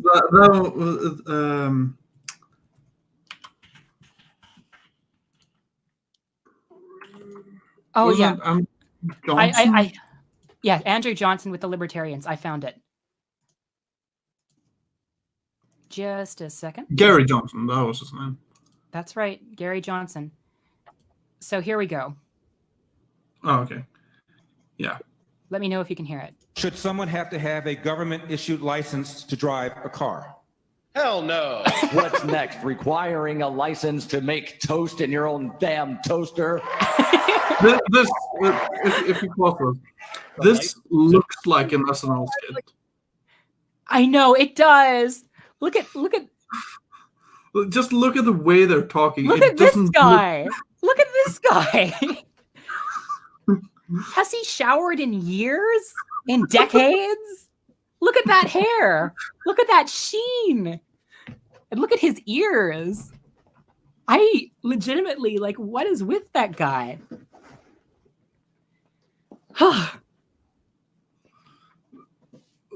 What's next? Requiring, what was it, license for a toaster?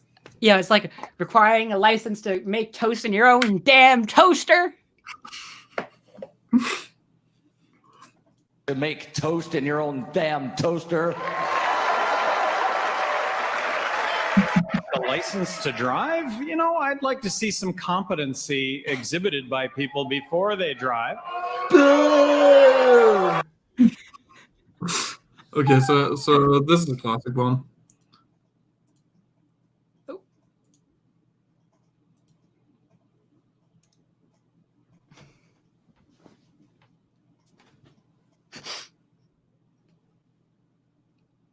Oh, I can't hear you. You have to turn the sound on. Oh, god damn it. Wait, That's did I... You forgot to turn the sound on. Oh, okay. Let's try that again. Share screen. There you go. There you go. There you go. Now it should be. What would you do if you were elected about Aleppo? About Aleppo. And what is Aleppo? No. Aleppo is in Syria. It's the epicenter of the refugee crisis. Okay, got it. So, with regard to Syria, I do think that it's a mess. What do you think about Aleppo? And what is Aleppo? I just love the way he says that. It's so almost like he thought it was a philosophical question. Okay, Gary Johnson. Yeah, let's just see what happens if you. Aleppo. He was on Joe Rogan way back.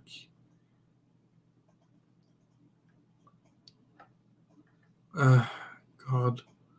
I know I've seen some videos where he looks completely unhinged. But you know what?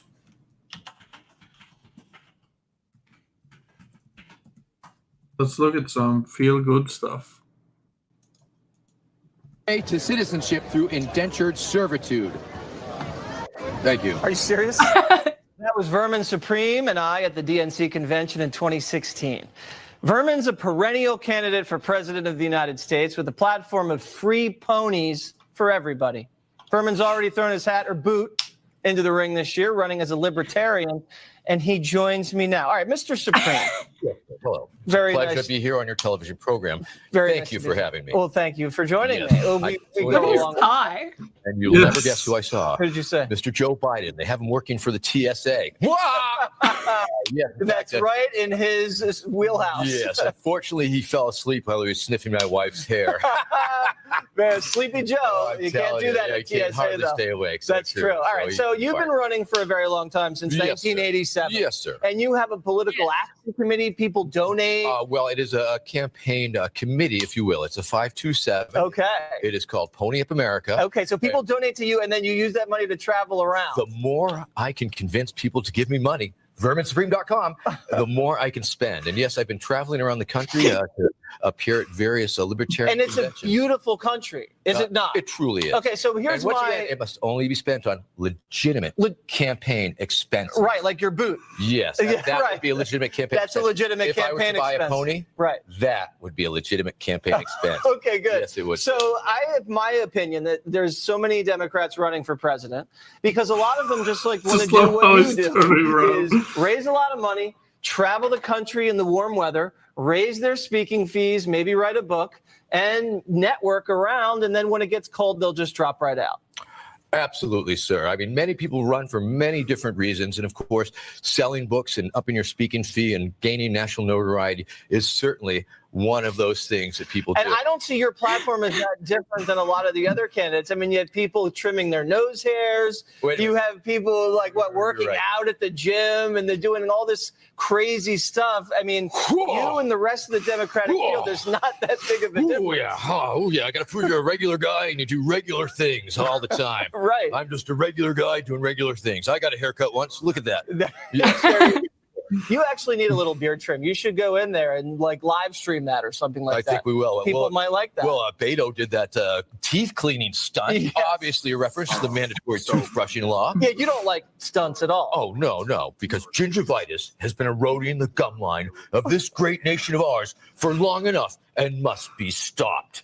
For too long, the country's been suffering a great moral and oral decay in spirit and in incisors. A country's future depends on its ability to bite back. We can no longer be a nation indentured. We must brace ourselves. Our very salvation is at stake as we cross the There brickwork he into the is. 23rd century. May we become a Mr. sea of Supreme. I like how he was mocking the Republican guy the whole time, and he didn't even get it. But anyway, here's a classic one. Just a second. There we go.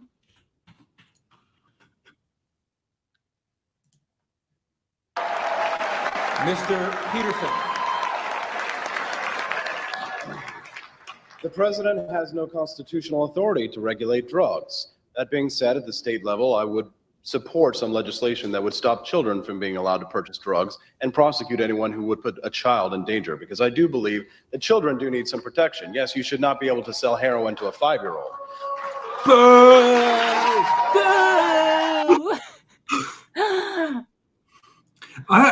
I honestly wonder how the Libertarian Party has a larger base of support than the Green Party.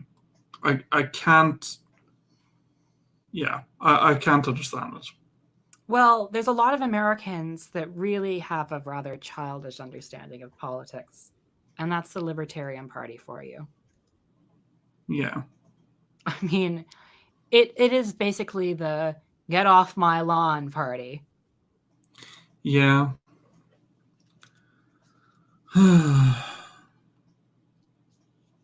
Man.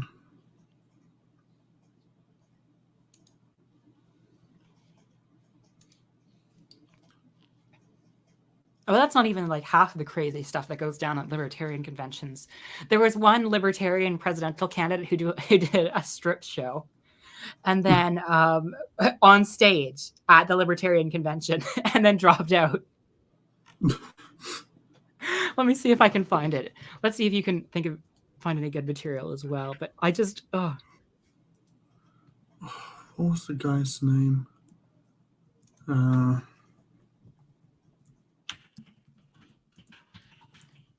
Oh no, I'm actually going to. I know exactly what I'm going to find.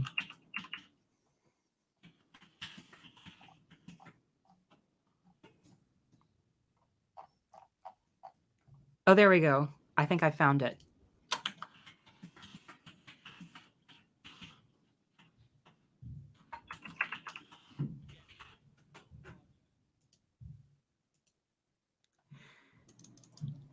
Just a second.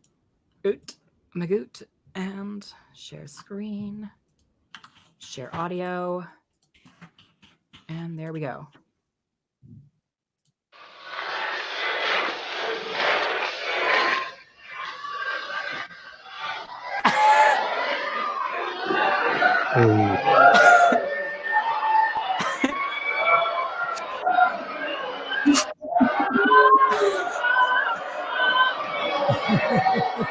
Oh my goodness.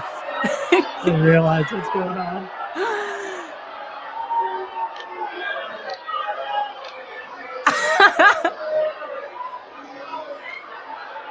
Oh no. He's got the German I am cross on his right shoulder. So he's a fun-loving white supremacist.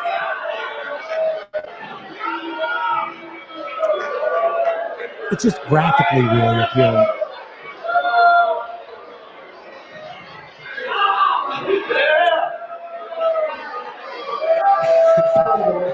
I A like lot of the guys with chorus $1 of bills, boos. though, running up there and putting it in his G-string. And people thinking this was a bad idea and we shouldn't have done this.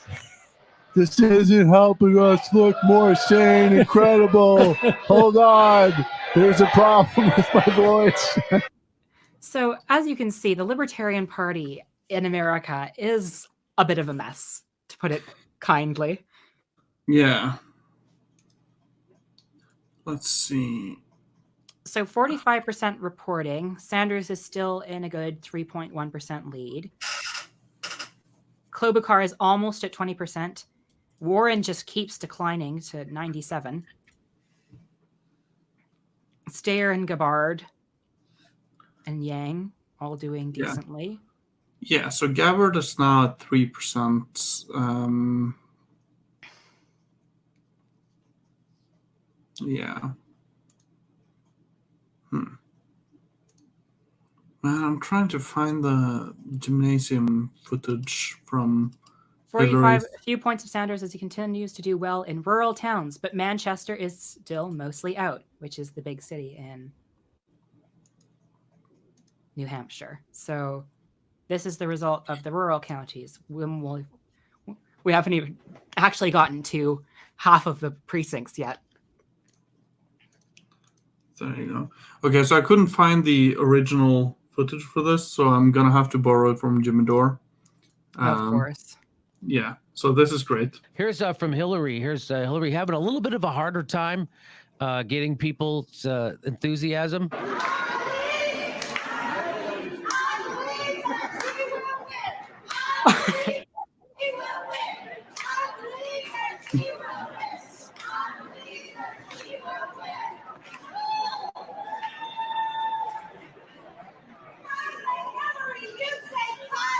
I say Hillary's fire.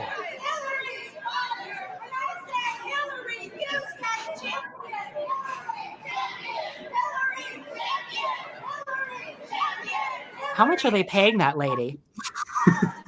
Not enough. She's doing the entire work of the campaign all by herself. Nobody else is interested. Oh, I know why why I couldn't find the original footage, because I think it was InfoWars that shared it. Oh, I see. They're no longer on YouTube. Yeah.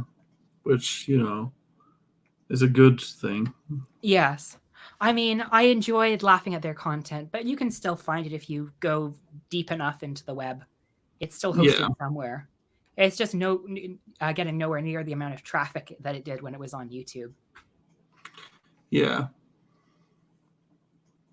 I noticed that it stopped hailing and your roommate stopped singing in the shower. Yeah, he has gone to bed. Really? Yeah, it's 3:40 here right now. Oh, yeah, I forgot. Yeah, it's about the same time as it is for me in Iowa, actually. So, I mean, New Hampshire and Ontario are on the same time zone. So, we're around the same time. So, sorry to keep you up till like 3:40. I enjoy it. I find it fine. I've been looking forward to this evening. I mean, same. I don't like to make you stay up too late. That's all. I care about your well-being. Aw. That means a lot. Let's see. This is what peak performance looks like. Ubukar back to 20%. I mean, at 20%. Yeah. Bernie Sanders, 3%. Yeah, so where he started out being ahead of Buttigieg by about, 5%? And now it's at 3%. Yeah, I don't... Yeah, remember... But he can still pull away. Yeah, remember, this is the rural counties. So if Buttigieg isn't beating Sanders in the rural counties, then something isn't right.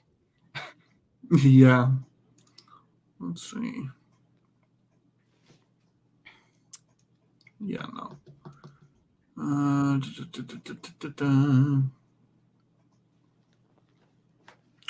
Well, we have 3 viewers right now. Exactly. We have to do everything we can to entertain them. We have fewer... Does anyone have any suggestions for things for us to look at, like good memes? Yeah. Good, solid political memes. That's the sad part. I think we blew most of it on the Iowa. Because Iowa was such a disaster and it went so long. Yeah. Can I just say, shout out to New Hampshire for actually having a proper electoral system and not having a disastrous caucus that causes me to feel pain and causes things to get slowed down to a crawl and stretches out the stress and misery of the election process for days because it can't be bothered to just stick to pen and paper because they had to be fancy. They had to use the app. Freaking app. It's... Can you imagine like a really cringy, like neoliberal campaign? Like instead of saying, I have a plan for that, they say, well, I have an app for that.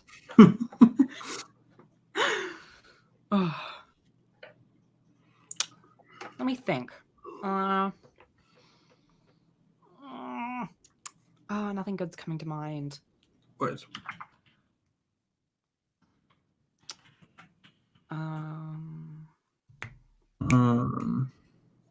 We could have a better look at some of the Bushisms because that other one was kind of marred by a laugh track.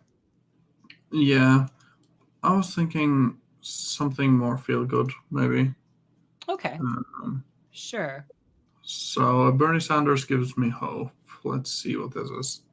I'm 70 years old, and years ago I would have told you that I was going to retire at 55, but here I am, still working.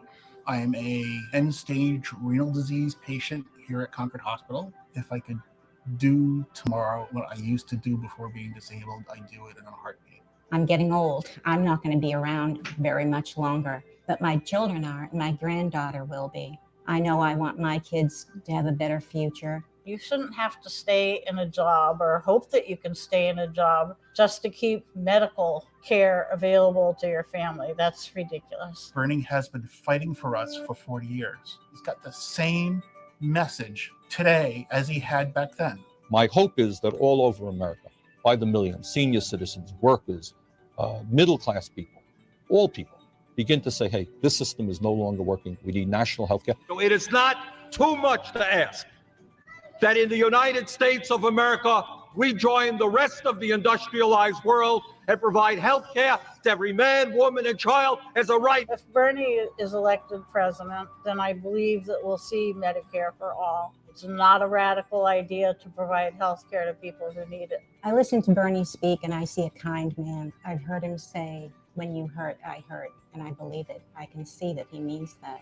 Bernie is about what the people want. Without health, you got nothing. Medicare for all, our legislation will cover dental care, hearing aids, eyeglasses, and home health care. I need hope right now, and Bernie Sanders is the man who gives me hope. Yeah. How is this guy not crushing the other candidates?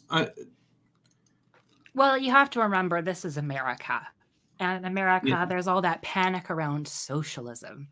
And any candidate that even marginally want to make things better for marginalized people is seen with, still the Red Scare style suspicion. The other thing is, I feel like Bernie Sanders needs to be better at reaching people who aren't already in his base. Like, there are the other candidates. Like, how do we radicalize and move their supporters over to us? And I'm talking particularly about Warren supporters, because I really think the little tussle that was had earlier in December and January was a very bad idea. I feel like that has really split the progressive movement in America and will provide difficulties in Warren voters or Bernie supporters being able to unify around one candidate and actually, take a solid punch against the neoliberal establishment. Then again, like, I don't know. It's not looking too good for Warren. But also, it's not really looking bad for Bernie, but I prefer that if Warren get a delegate or two, because that's better, because it gives the progressives more to play with, as opposed to us getting strong Klobuchar, strong Buttigieg, and almost on par with Bernie Sanders, because what that results in is that the moderates still have the majority of the delegates. Yeah. So we all remember this moment, right? Now, you see, this little bird doesn't know it. Oh.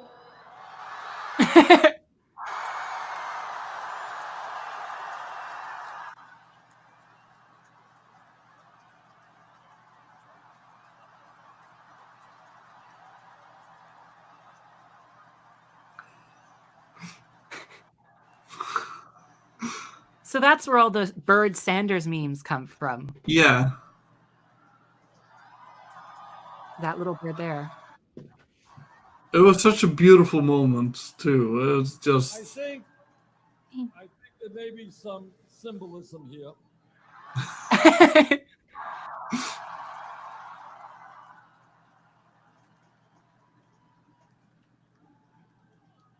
I know it doesn't look like it, but that bird is really a dove asking us for world peace.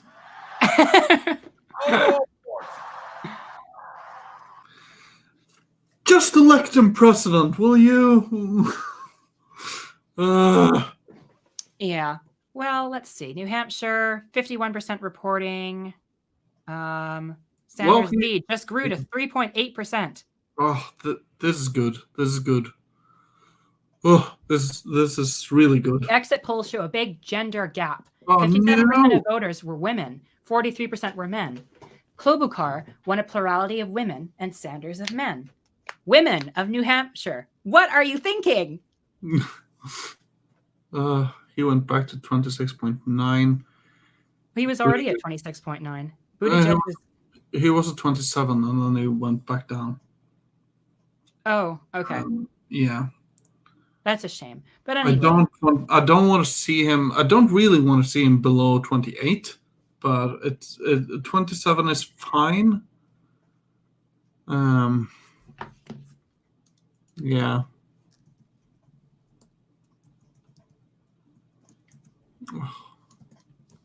Let's see, Bernie Sanders.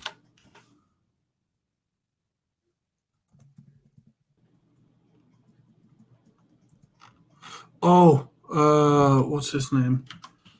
It's what's his Salisa, I think. Salisa? Yeah, he's like the worst commentator of all time. Like one can wonder how this guy has a job, like literally. He looks like a very stereotypical dweeb.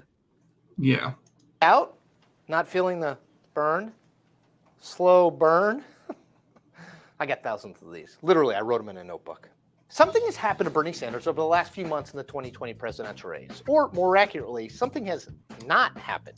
To be fair, this was uploaded in September, so Yeah, so we can Sanders, forgive him. Not Democratic kind of. Socialist, is stuck in neutral. And that's a very bad place to be with the day when actual voters will cast actual votes getting closer and closer. So take an NBC Wall Street Journal poll that was released in mid-September. It showed Sanders at 14% in third place, but trailing both Elizabeth Warren and Joe Biden by double digits. That's not great, but that isn't even the real problem for Sanders out of this poll.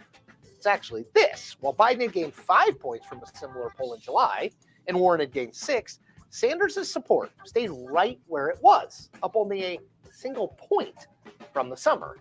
And that, unfortunately for Sanders, is far from the only poll that shows him stagnating. A look at a real politics average of all of the polling conducted in the Democratic primary race to date confirms Sanders' stall.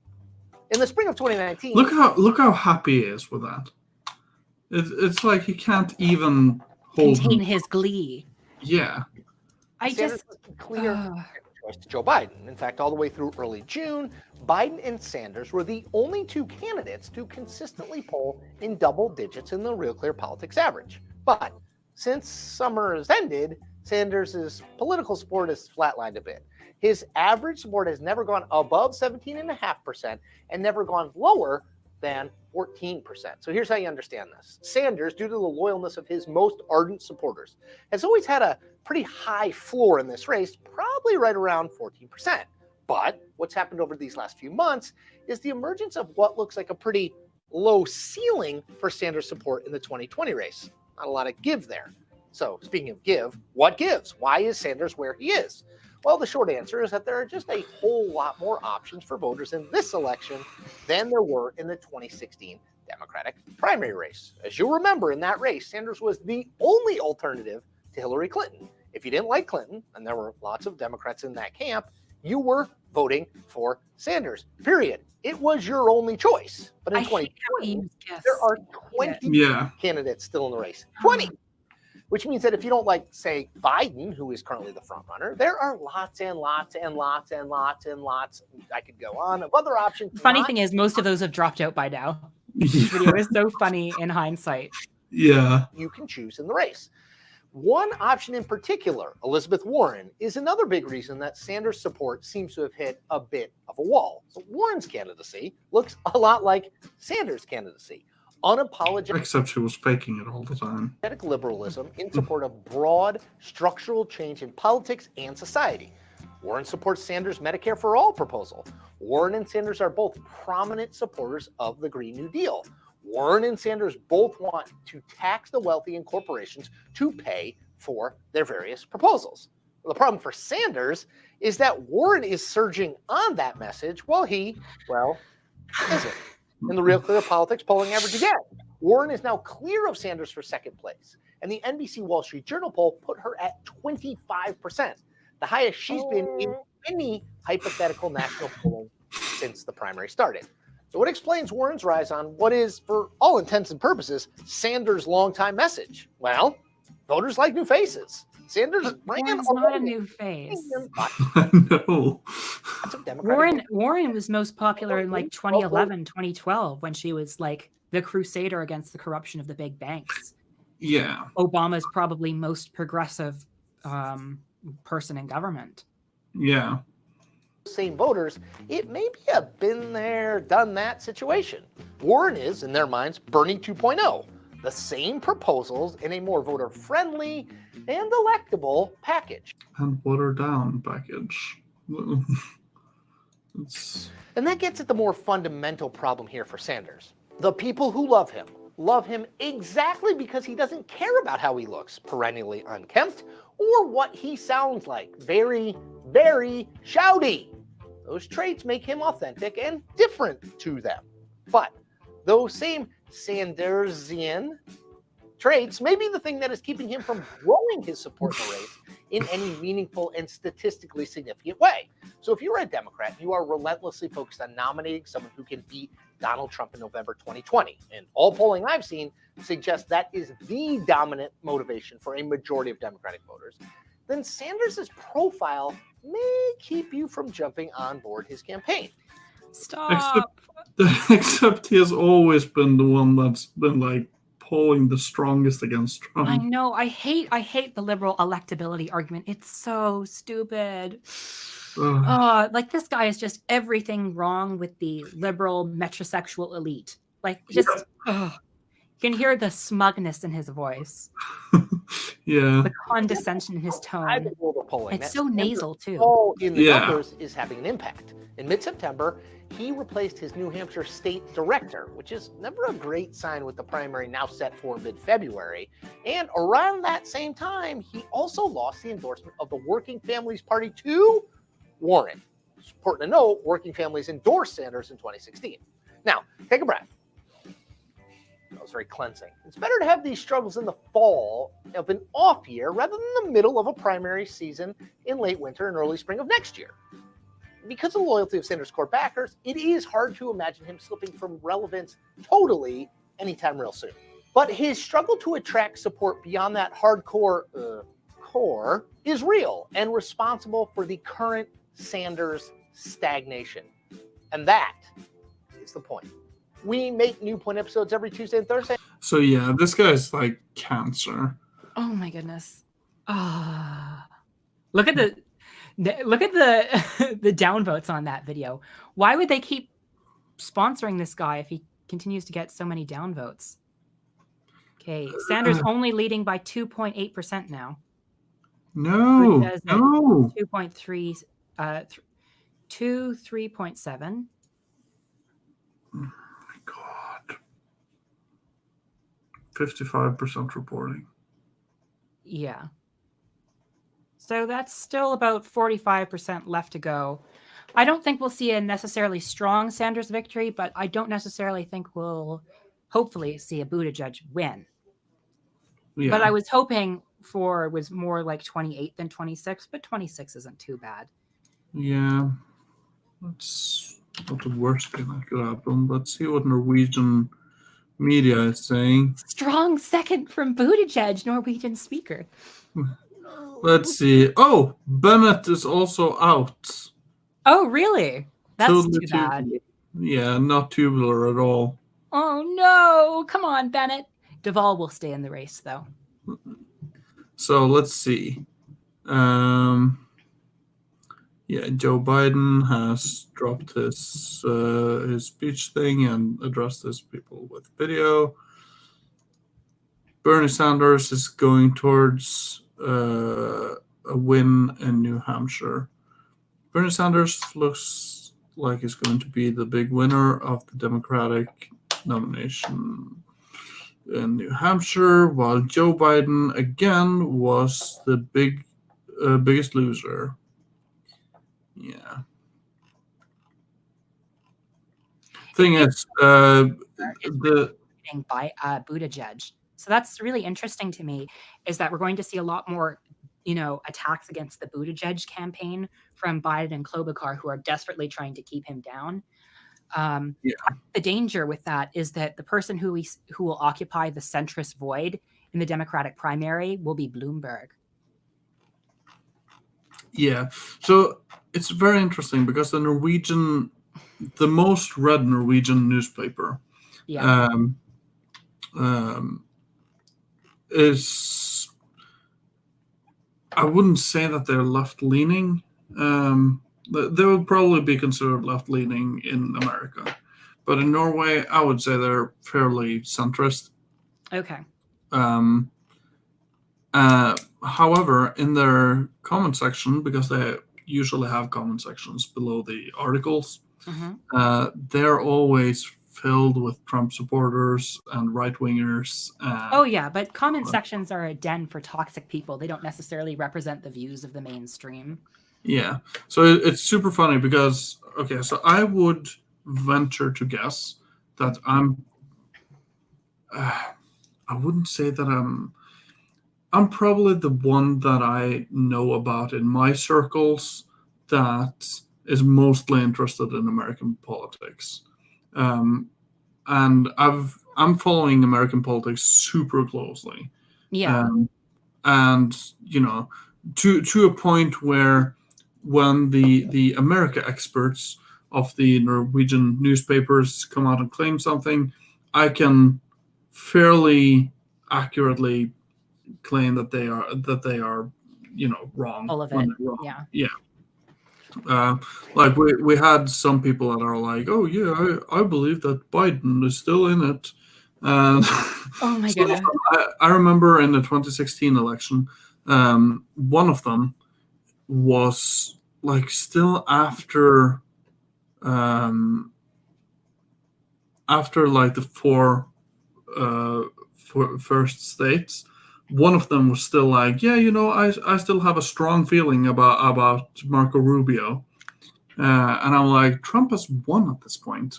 Like, oh yeah, Marco Rubio, how hilarious! Remember his bit where he's like, where he completely collapses and just recites talking points over and over. We watched that last time when we were streaming Iowa. It was just a disaster. Yeah, no, so. And the people in the comment section of these newspapers, they're always like, oh, if Bernie Sanders wins, that's a huge win for Trump because Bernie Sanders is like has no chance against Trump. And you have to have like a specific account to the newspaper to write in the comment section, and I refuse to get myself an account there. But I always read the comments being like, oh God, you guys are really not I mean, this. I always feel like whenever I read the comment section of any kind of news article or anything, really, I always find my mind like melting, my hand flexibly going to my forehead in pain at the stupidity of the people in this world. There's just so many people who completely get the wrong thing from the article. Either they buy the propaganda line, hook, line, and sinker, or they have a completely horrible, asinine interpretation that makes no sense. It's painful. It's painful how what comment sections show about the state of society. Yeah. Let's see.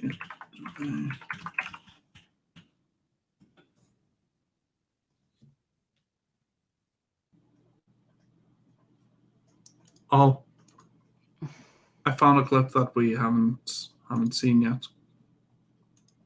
Okay.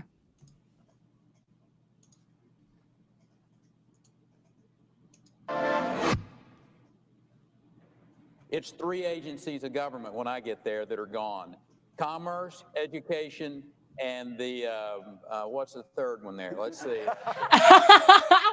Oh, 5. Okay, so commerce, education, and the EPA.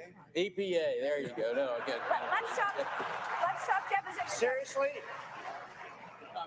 Is EPA the one you were talking about? Or? No, sir. No, sir. We were talking about the agencies of government. EPA needs to be rebuilt. But There's no doubt about that. But you can't name the third one? The third agency of government, I would do away with the education, the commerce, and let's see. I can't. The third one, I can't. Sorry. I also just love the last second there. Can't. The third one, I can't. Sorry. Oops. Oops. I love it. I love how he knows he really screwed up and lost his whole. Yeah. Let's see. There's the Rubio moment. Didn't they actually pick that guy to run the Department of Energy? Yeah, I think so. Oh, do you remember the let's see, Republican debate?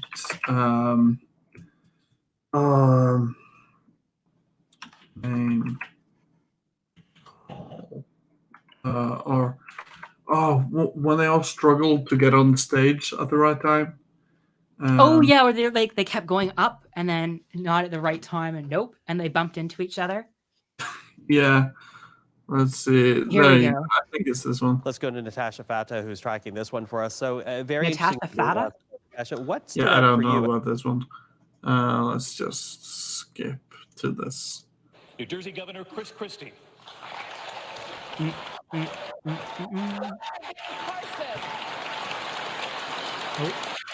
He's walking so slowly. He stops. Okay then.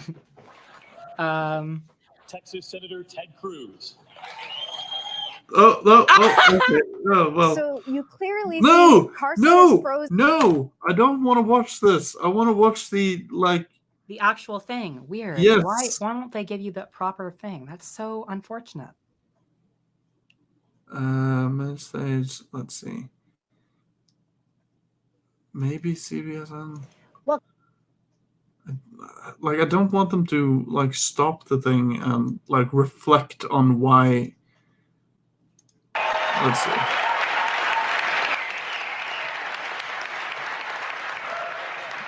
Texas Senator Ted Cruz. Oh no, that's not my name. All right, well, just go welcome. ahead. And Ted Cruz is like, "Come on, buddy, you go ahead." But nope, Ben Carson's still there. Go. This is my Donald. Ben Carson's like, "No." Just standing. Oh, there it is. Senator Marco Rubio. Oh, okay. So it's not us. Oh, sorry, Trump. He's waiting with Ben Carson. In the background. Jeb Bush is like, "What's going on here? Should I go?"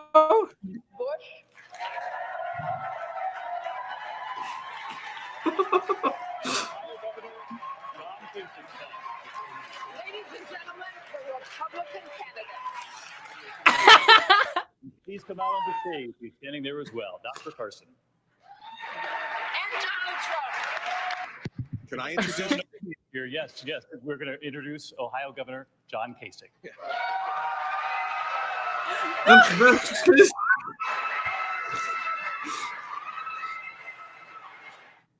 Steve Seager. Steve Seager. Oh man. Oh no. Very bad. No. Buttigieg, This isn't your good at vote all. Needs to go down. 60% reporting. This isn't good at all. Well, there's still 40% to go, but still. Yeah, but now his lead has shrunk to 2%. This is bad. Klobuchar, all right. Warren and Biden both below the threshold.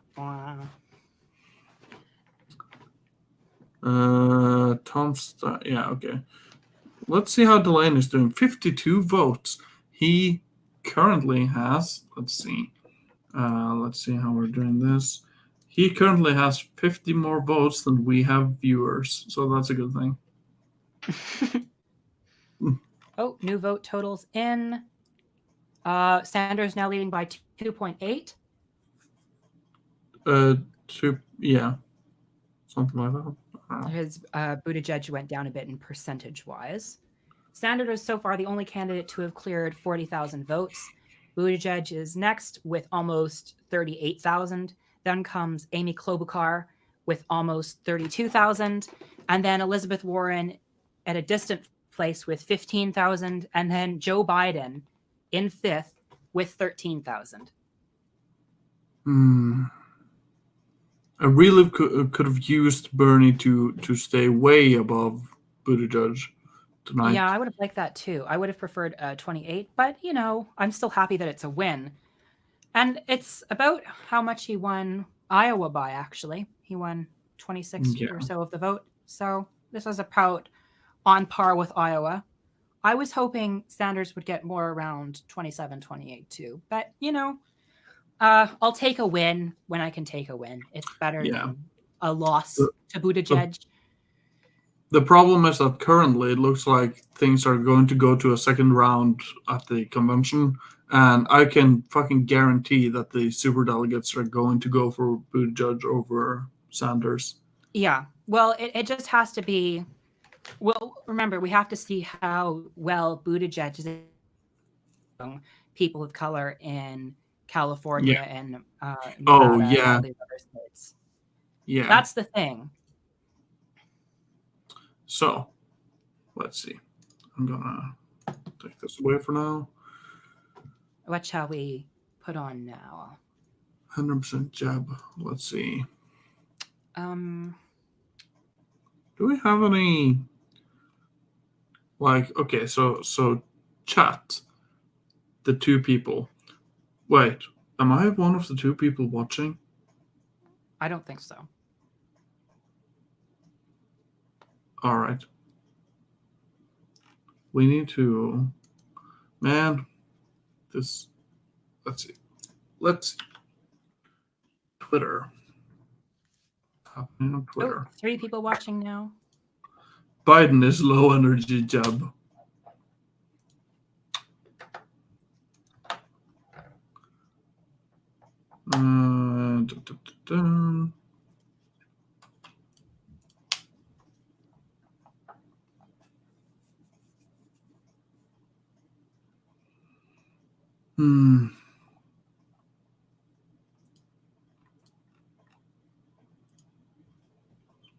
Oh, hey, Outboard Gull.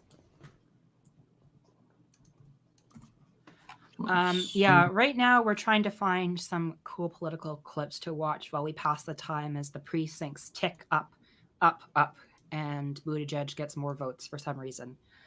Like, I can get what people see in every other candidate, except him. What do people see in Buttigieg? Is it just that he is gay and young and a veteran? Is it just his identities that attract people?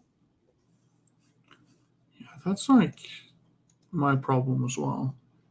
Or is it, something like, do they see a spark of Obama in him? Because I really don't.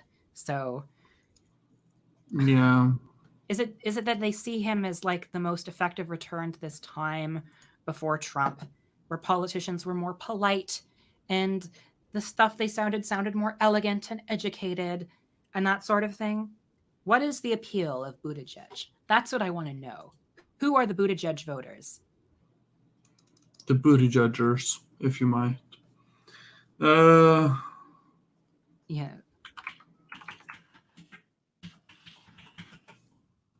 Let's see. Yeah, so you said Michael Bennet dropped out? Yeah. And nobody cared. Yeah. When will Deval Patrick drop out? Because he got even less votes than Michael Bennet, I think. Did you see the Warren meme team thing back a couple months? No, thank God. Okay, I so did not see the Warren meme team. So June reported on it. I can't. What? Like the only like videos I can find of it, it was basically like a Twitter army. That's so cringy. Why do you even need a Twitter army? Who would want or need a Twitter army? So what we can do? Let's see here. Yeah. Okay. So I'll just share this screen, and I'll put the video to 1.5 in speed. So that because the video is 5 minutes long, but it's worth it. I don't think so. It's like a little fan base of little wine moms are trying to deploy a meme army to win the primaries. Oh my god, what is up? Every time I mention Warren, I sneeze. I did that in my last Q&A video. Let's just go through it together. I only saw like 2 tweets from this, so we're going to discover it together. Let's go. Warren's meme team is a volunteer effort of brain writers, heart artists. Oh, maybe the emojis are irrelevant. Okay. We aim to earn a content creation and distribution advantage, saving the nation with selfies and memes. Okay, Boomer. I don't hate Warren. If it came down to voting, saving the nation with selfies. She's not a Hillary, but people are making her into one. The media and her supporters and the internet have kind of molded her into a Hillary, even though she's not. She's way more progressive than Hillary is. Tech and mass communication have played major roles in U.S. POTUS campaigns over the last century. From FDR on the radio to JFK, okay, just like a history lesson of memes. Trolls were even more active than 2016, with big tech unable and unwilling to stop it. Oh no! Good, they shouldn't stop it. It's free speech. Bite-sized visual content spread quickly on social media is how political discourse happens today. Thanks very much. Most voters do not read policy papers. Yeah, it's a shame. Then all your supporters would vote for me. The right understands the importance of memes. They approach it like war and have succeeded in engaging their supporters' participation. Yeah, because they're actually good at memes. So I know people get mad when they're like, no, the right can't meme either. Like, the right can meme. She's wrong about this one though. The right, all they have in their holster at this point is the fucking Pepe meme, and exactly, and it's dead by that at this point. Yeah. What do they have? Kekistan? Come on, let's be real here, people. The right can't meme. I can't even remember where I put that fucking flag. I have it there somewhere. Oh, just burn it. I think I found it actually. Yeah. Just burn it. Get it like a. You should do it. Make good content for your channel. Oh yeah, I should make a video of that. The boomer right get meme. We fight back. It's fucking memes on Twitter, dude. WMT organized grassroots collab. This is so cringy. Once the primary's over. WMT. This sounds like a bomb. Gives volunteers an easy way to have a fun. What the fuck? Have a fun time doing a good thing. What? Participation. What? It's like the computer that was programmed to create this thread just malfunctioned a bit. Yeah. Every digital chat. Oh, do you remember that? The one that went super racist? The Twitter bot? Oh, the one that was radicalized by the internet into being Nazi after like a day. Jeez. Ooh, very bad. Yeah. Team Warren's own staff produces amazing work, but are outnumbered by domestic and foreign trolls. Oh no, the Russians are memeing. First, let's define meme. Oh, meme. They think of image macros specifically, but a meme isn't any unit of. Oh my god, shut up. But political memes tend to originate externally poster, and much of what Donald Trump amplifies have come from creative and skilled supporters who know how to distribute.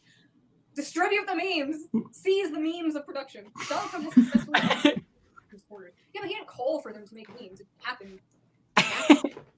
Which clearly is not the case here. Attributes. A meme is a template. Successful meme templates for the left are visual. People process images 60,000 times faster than text and perform better on social. This is why you're gonna lose. Who thinks about memes this deep? It ain't that deep, fam. Fun, but they're gonna find fun. Serious, but more engaging when supporters have fun. Yeah. Come to the Brainlet channel. That's what that's all about. Viral. Voters have to want to share. If it doesn't spread, it's dead. Well, personalized. Warren already knows the relatable. This is cringe.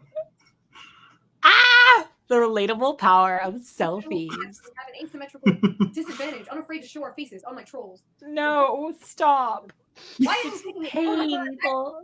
Imagine putting this much thought into making a meme. What does this mean? Trigger, action, oh, this is sad. Oh, this is sad.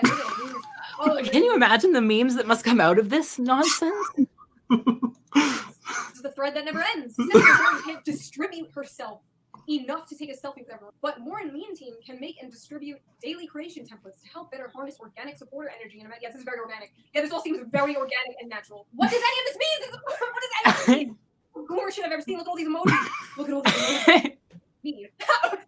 For each according to their needs. Warren's Meme Team will help us win primaries, doubt, then win the digital battlefield in the general. Expressive energy. The digital battlefield will outperform the trolls. Oh god, look at this shit. Participation turns the campaign into a movement. Let's save the nation with selfies. Meme team, assemble, selfies, memes. What is that? Bernard. Buttigieg, stop doing well. Oh no. Bad Buttigieg. And you were already bad, but this is worse. If you must be a centrist cringe machine, be an unsuccessful one. Oh. And now the media will be like, oh, Buttigieg, strong second. Oh. If he doesn't outright win, what would be so cringy? How depressing would that be? And now everyone and they'll sing high hopes for a living, and then they'll lose to Trump, and they'll be like, "We never could have seen this coming. It was the fault of the Bernie Bros. Oh yeah, they're definitely gonna fault or blame Everything is the fault of the Bernie Bros. Nothing is ever the fault of Buttigieg because he's gay. We stand. I can't freaking stand him. He's so false. He's so soulless. Yeah. It's like if I programmed a robot to be a presidential candidate and it malfunctioned. And somehow people are like, no healthcare. Please give us more Buttigieg. Yeah. Cringe. Let's see if I can find the Norwegian clip.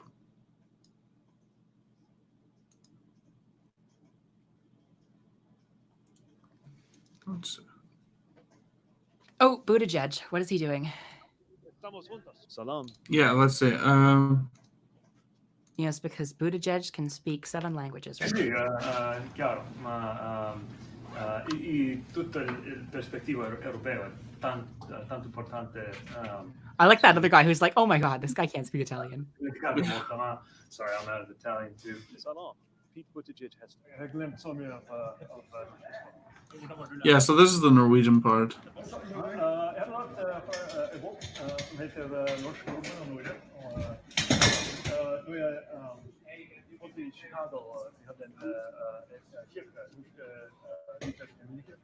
It's horrible to like for a Norwegian. That was horrible. But still, the Norwegian press is Norwegian speaker Pete Buttigieg. Yeah. Why does the media love Buttigieg so much? Oh, wait, it's because his policies are centrist garbage that challenges their power and the status quo in absolutely no way. Indeed. Oh, we have 5 viewers. We are doing well. We are surging in the polls right now. And besides, if Bernie Sanders doesn't win, there's always revolution. Yeah. I mean, like, that's what we were going to need to do anyway. So I don't know. I don't mind skipping a step. Yeah, exactly. You just made this shorter for yourself, centrists.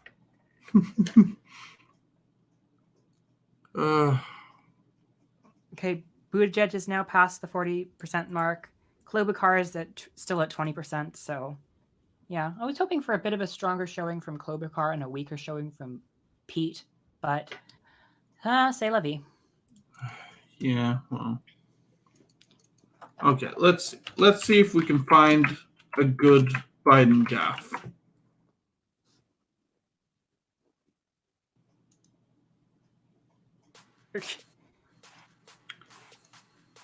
Full disclosure, haven't seen this. Me neither, so. I always say what I mean. We have this notion that somehow if you're poor, you cannot do it. Poor kids are just as bright and just as talented as white kids. Jesus. The optics of that one. Yeah. Poor kids are just as bright and talented as white kids. I mean, first of all, white people can be poor. And second of all, you're basically just saying that all black people are poor. Yes. Cringe. Look, unbelievable cringe. Plan does nothing to tackle the #1 job facing the middle class. And it happens to be, as Barack says, a 3-letter word: jobs. Jobs. Jobs. That's a 4-letter word. What I mean. My memory is not as good as Justice Roberts. Chief Justice Roberts. I always say what I mean. And thank you, Dr. Pepper, and thank you, Chancellor, or Dr. Paper, and thank you. What? A man who will be the next president of the United States, Barack America. Barack America. He knows a lot about it. His mom lived in Long Island for 10 years or so.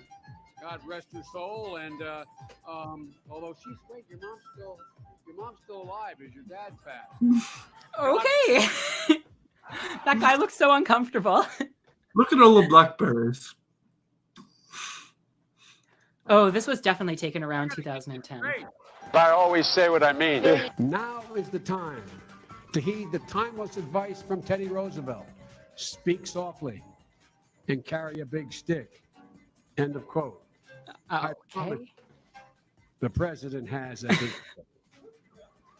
I promise. What? I have made, and I've made gaffes like every politician I know has, have been not about a substantive issue, been about other.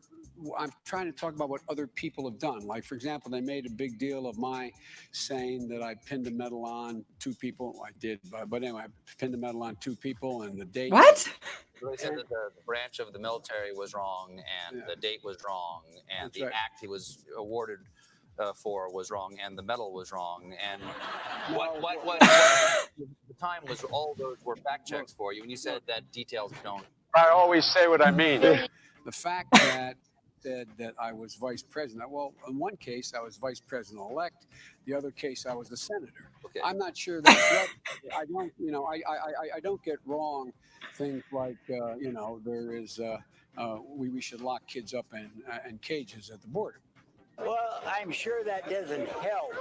Period. And if you notice, nobody's yet said how much it's going to cost the taxpayer. I hear this large savings. The president my friend from Vermont thinks that the employer is going to give you back if you negotiate his union all these years, got a cut in wages because you got insurance. I'm the vice president of the student body here. He can barely speak anymore.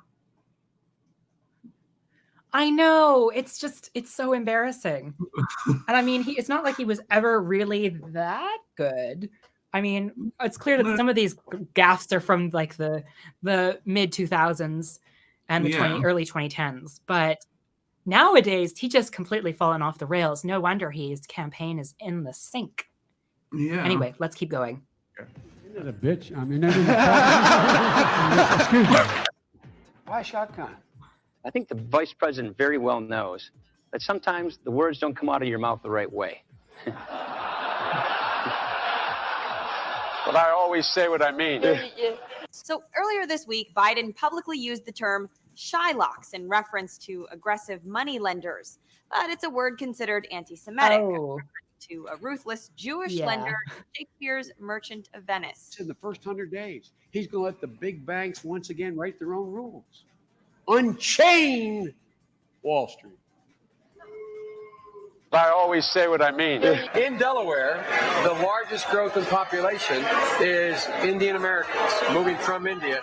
You cannot go to a 7-Eleven or a Dunkin' Donuts unless you have a slight Indian accent. I'm not joking. I always say what I mean. This week, I hear him literally say that I don't think we should legalize marijuana.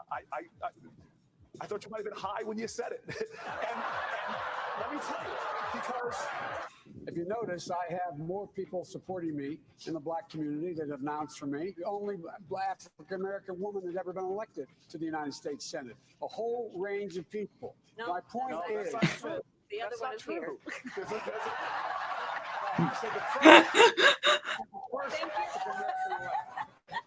Two political heroes were Martin Luther King and Bobby Kennedy. My senior semester, they were both shot and killed. Wait, what? What would happen if... Wait, weren't they... What? Shot and killed Bobby Kennedy. Martin Luther King died in 1969. Bobby Kennedy died in 63. Excuse me. What? They're both... That was a hell of a long semester for him. That's for It's a 6-year semester. Imagine how many times he failed. Imagine what would have happened if, God forbid, Barack Obama had been assassinated after becoming the de facto nominee. What would have happened in America? No, words meant a lot. And I got the point across. You're the only guys who didn't understand it. Why a shotgun? I always say what I mean. Okay. Sanders now at 2.3% with 67 precincts reporting. So that's a bit of a Sanders rise. Klobuchar is no longer at 20%. Buttigieg is back from 24 to 23.8. Good. Yes, good. Biden is still nowhere near. Warren, come on. All you need is 6% more to get a delegate. Let's see. I'm trying to find.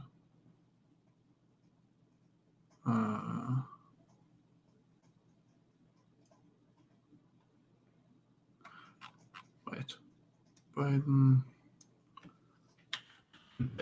Let's see if we can find some moments where he is struggling during debates. Who? Biden. Oh, well, we did the record players last time, and Yeah. and that one included his infamous one where he's like, "Oh, I have the support of all of the senators, all of the African American senators in Senate," and Kamala's like, "No, that's not true. The other one's right here."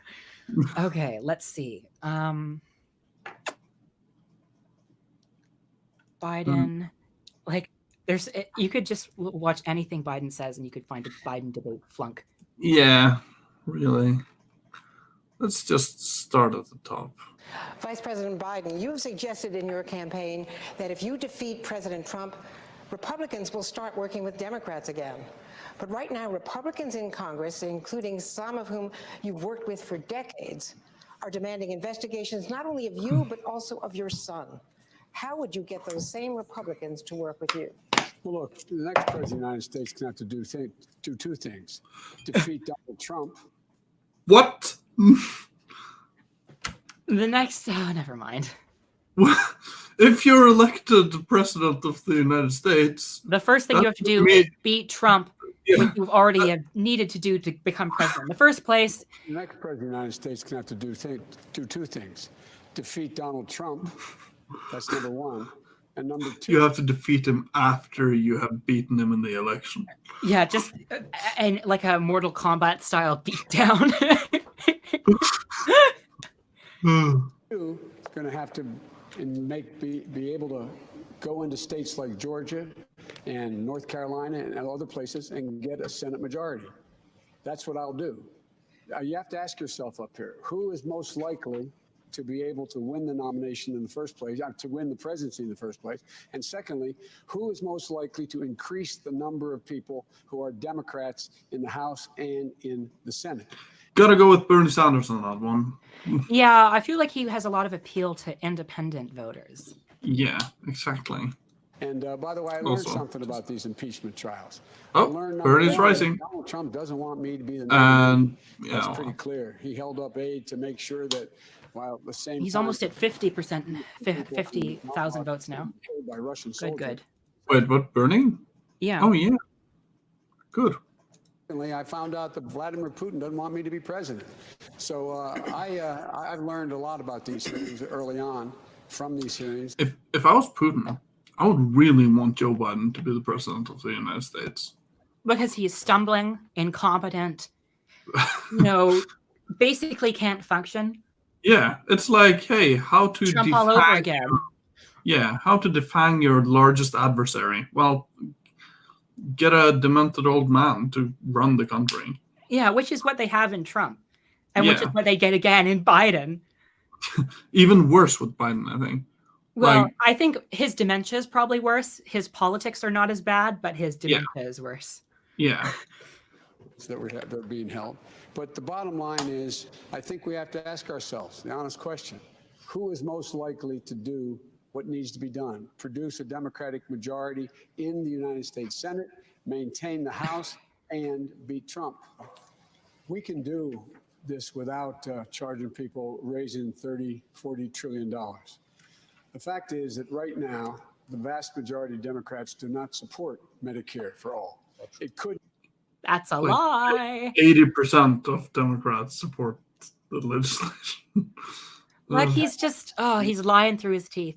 Yeah. United States Senate right now with Democrats. It couldn't pass the House. Nancy Pelosi is one of those people who then thinks it makes sense. We should build on Obamacare, provide the plan I put forward before anybody in here, adding a Medicare option in that plan, and not make people choose. allow people to choose, I should say. But if you go the route of my two friends on my right and my left, you have to give up your private insurance. 160 million people like their private insurance. And if they don't like it, they can buy into Just because they have it doesn't mean they like it. Yeah. Proposal in my plan. Drug prices go down, premiums go down across the board. But here's the deal. They get to choose.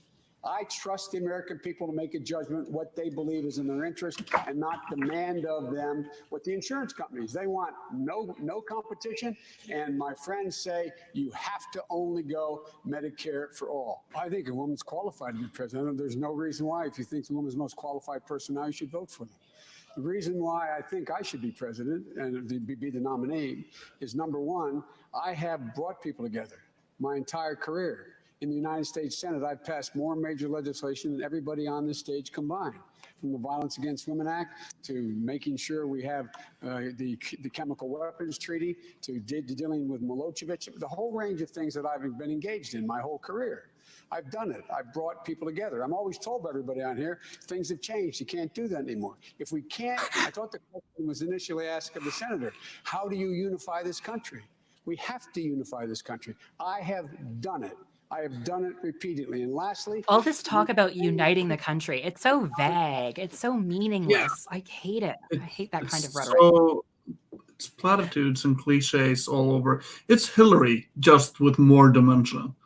It's like watching a male demented Hillary. Yeah. I've spent more time in the Situation Room, more time abroad, more time than anybody up here. I know every major world leader. They know me, and they know when I speak, if I'm the President of the United States, who we're for, who we're against, and what we'll do, and we'll keep our word.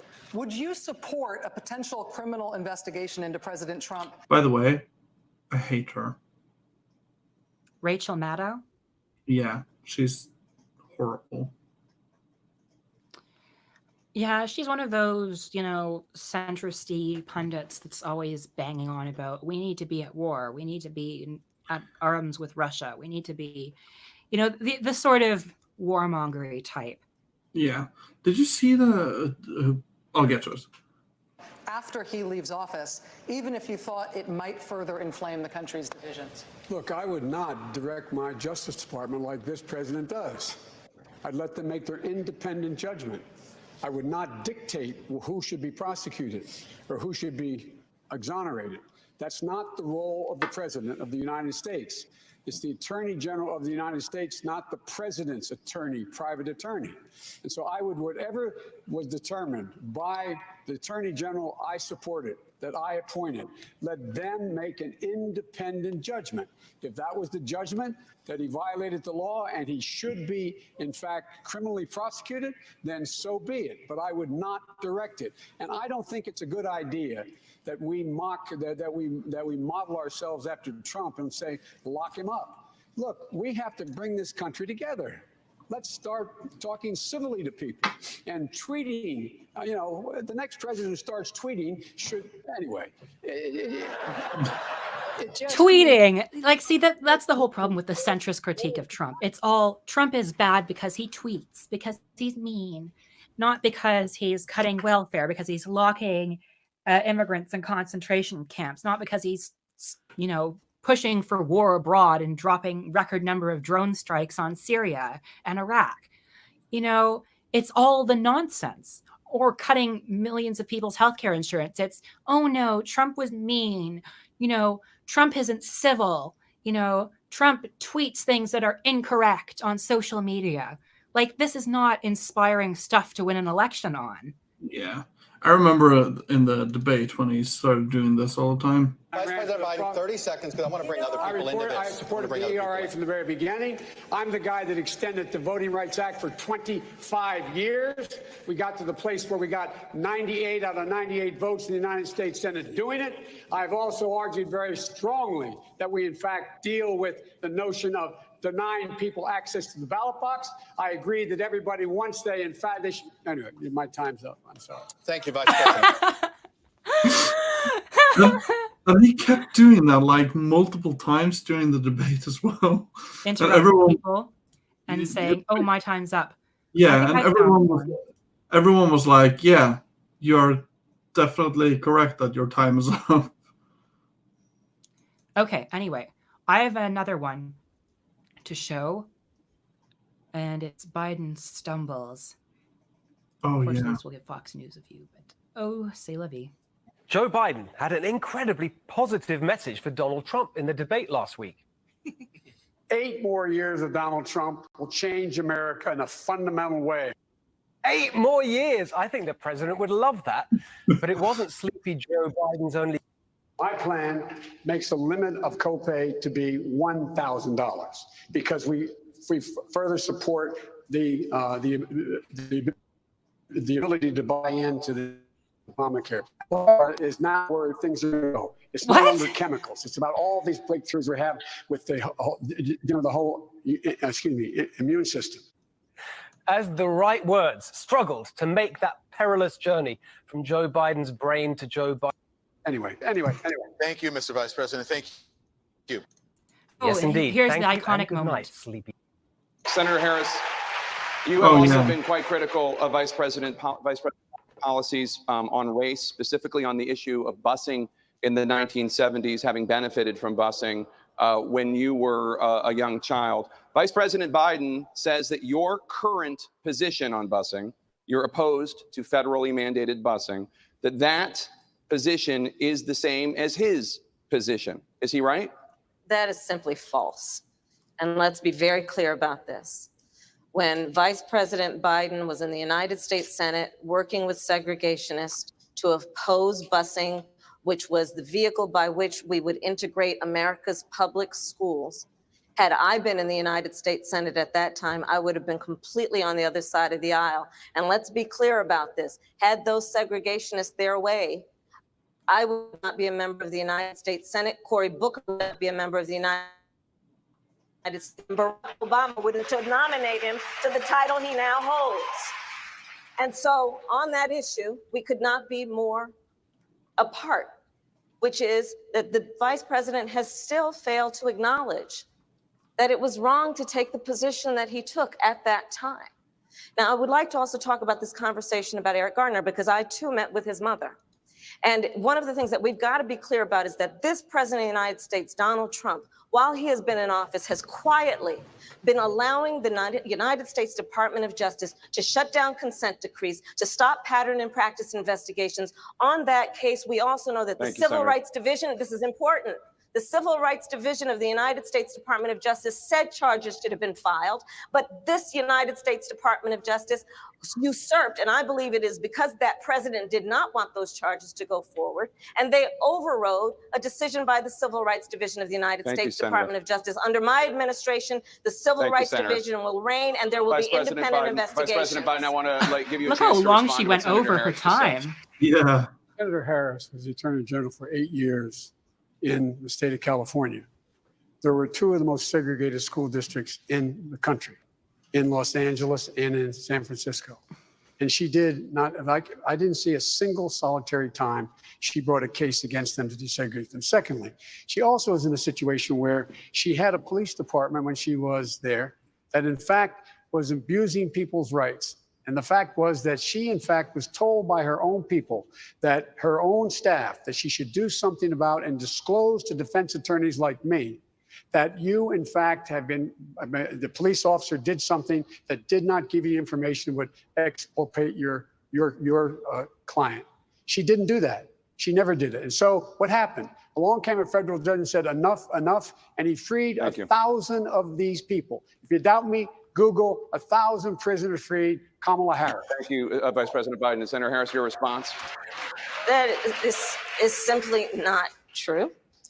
And as Attorney General of California, where I ran the second largest Department of Justice in the United States, second only to the United States Department of Justice, I am proud of the work we did, work that has received national recognition for what has been the important work of reforming a criminal justice system and cleaning up the consequences of the bills that you passed when you were in the United States Senate for decades. It was one of the first in the nation initiatives around re-entering former offenders and getting them jobs and counseling. I did the work as Attorney General of putting body cameras on special agents in the state of California, and I'm proud of that work. I want to bring in Congresswoman Gabbard. Congresswoman Gabbard, you took issue with Senator Harris confronting Vice President Biden at the last debate. You called it a, quote, false accusation that Joe Biden is a racist. Response. I want to bring the conversation back to the broken criminal justice system that is disproportionately negatively impacting Black and brown people across this country. Now, Senator Harris says she's proud of her record as a prosecutor and that she'll be a prosecutor president, but I'm deeply concerned about this record. There are too many examples to cite, but she put over 1,500 people in jail for marijuana violations and then laughed about it when she was asked if she ever smoked marijuana. She blocked evidence. Great. Look at that. Cheers. That would have Listen to all those cheers. People have been waiting for someone to say this. Yeah. freed an innocent man.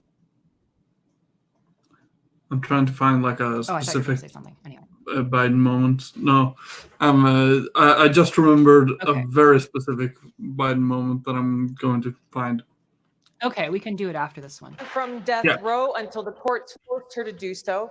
She kept people in prison beyond their sentences to use them as cheap labor for the state of California.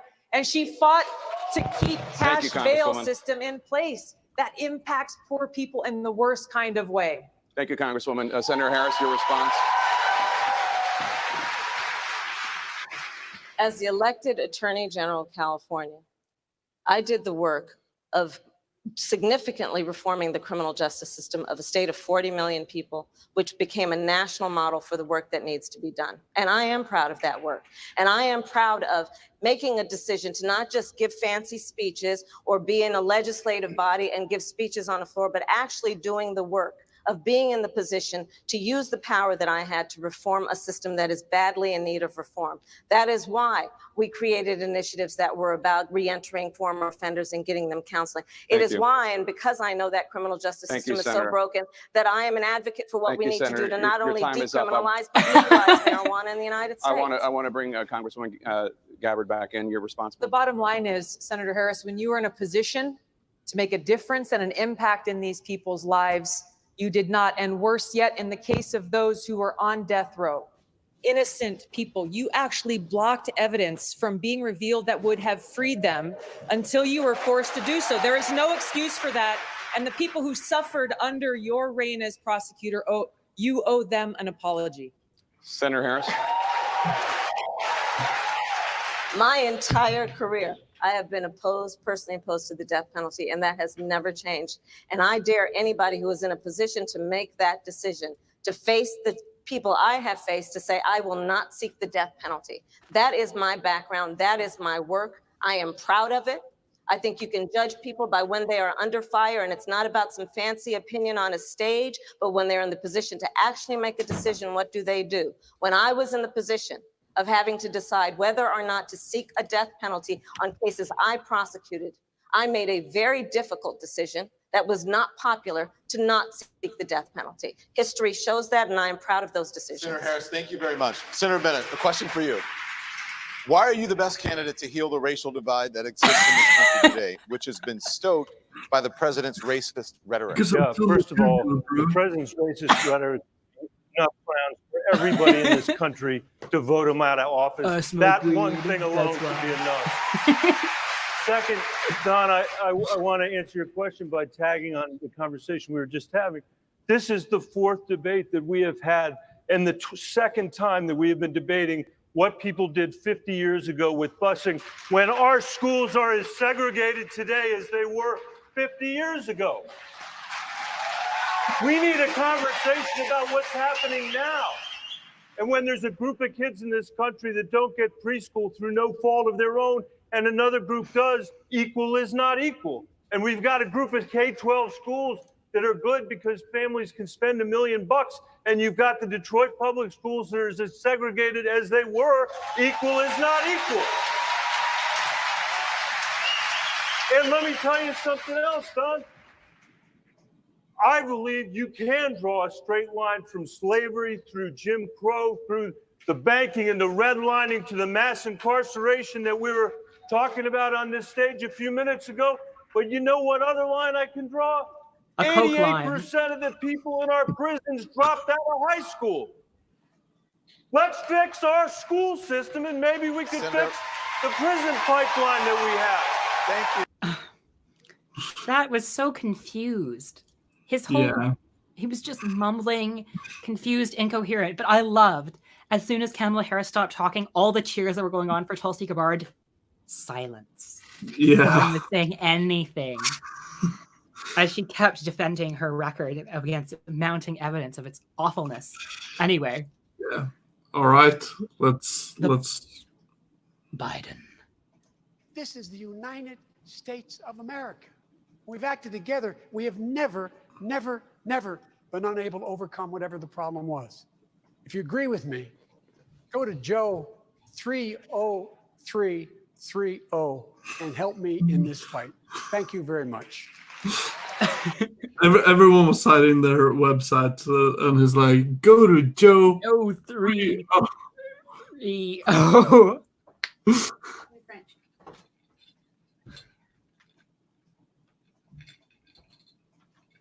Hello there. That was my little sister. She wanted to come on. Oh, but then she got embarrassed. Anyway, now let's check the New Hampshire results. Doesn't seem like there have been any updates in a while. No. Reporting on my screen. No, not here either. It says 71% reporting. Okay. 71% reporting. Buttigieg is beaten by 2.1%. Klobuchar is almost at 20% again. Buttigieg is at 24.2. Sanders is at 26.3.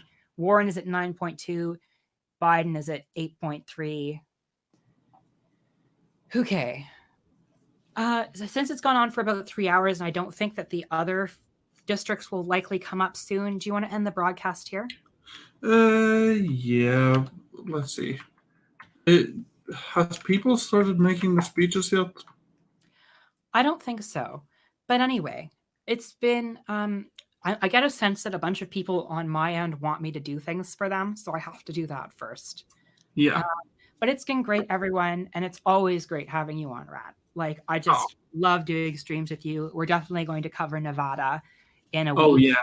And then South Carolina, and then Super Tuesday, and we'll see where we can take it from there. But I love these streams. I love covering politics with you. It's been a blast. Oh, definitely. We'll see if we can find some more cringe clips. I definitely. There's so many. Like, American liberals, they're just so cringy. There's just endless supply. Anyway, thank you, everyone. Let's end on a positive note, I feel. Okay. Let's end with some... Joe Biden! Yeah, yeah! Joe Biden! Yeah, yeah! Joe Biden! Biden's back! All right! Back to 8.2% in the polls. Yeah! Hashtag man. winning.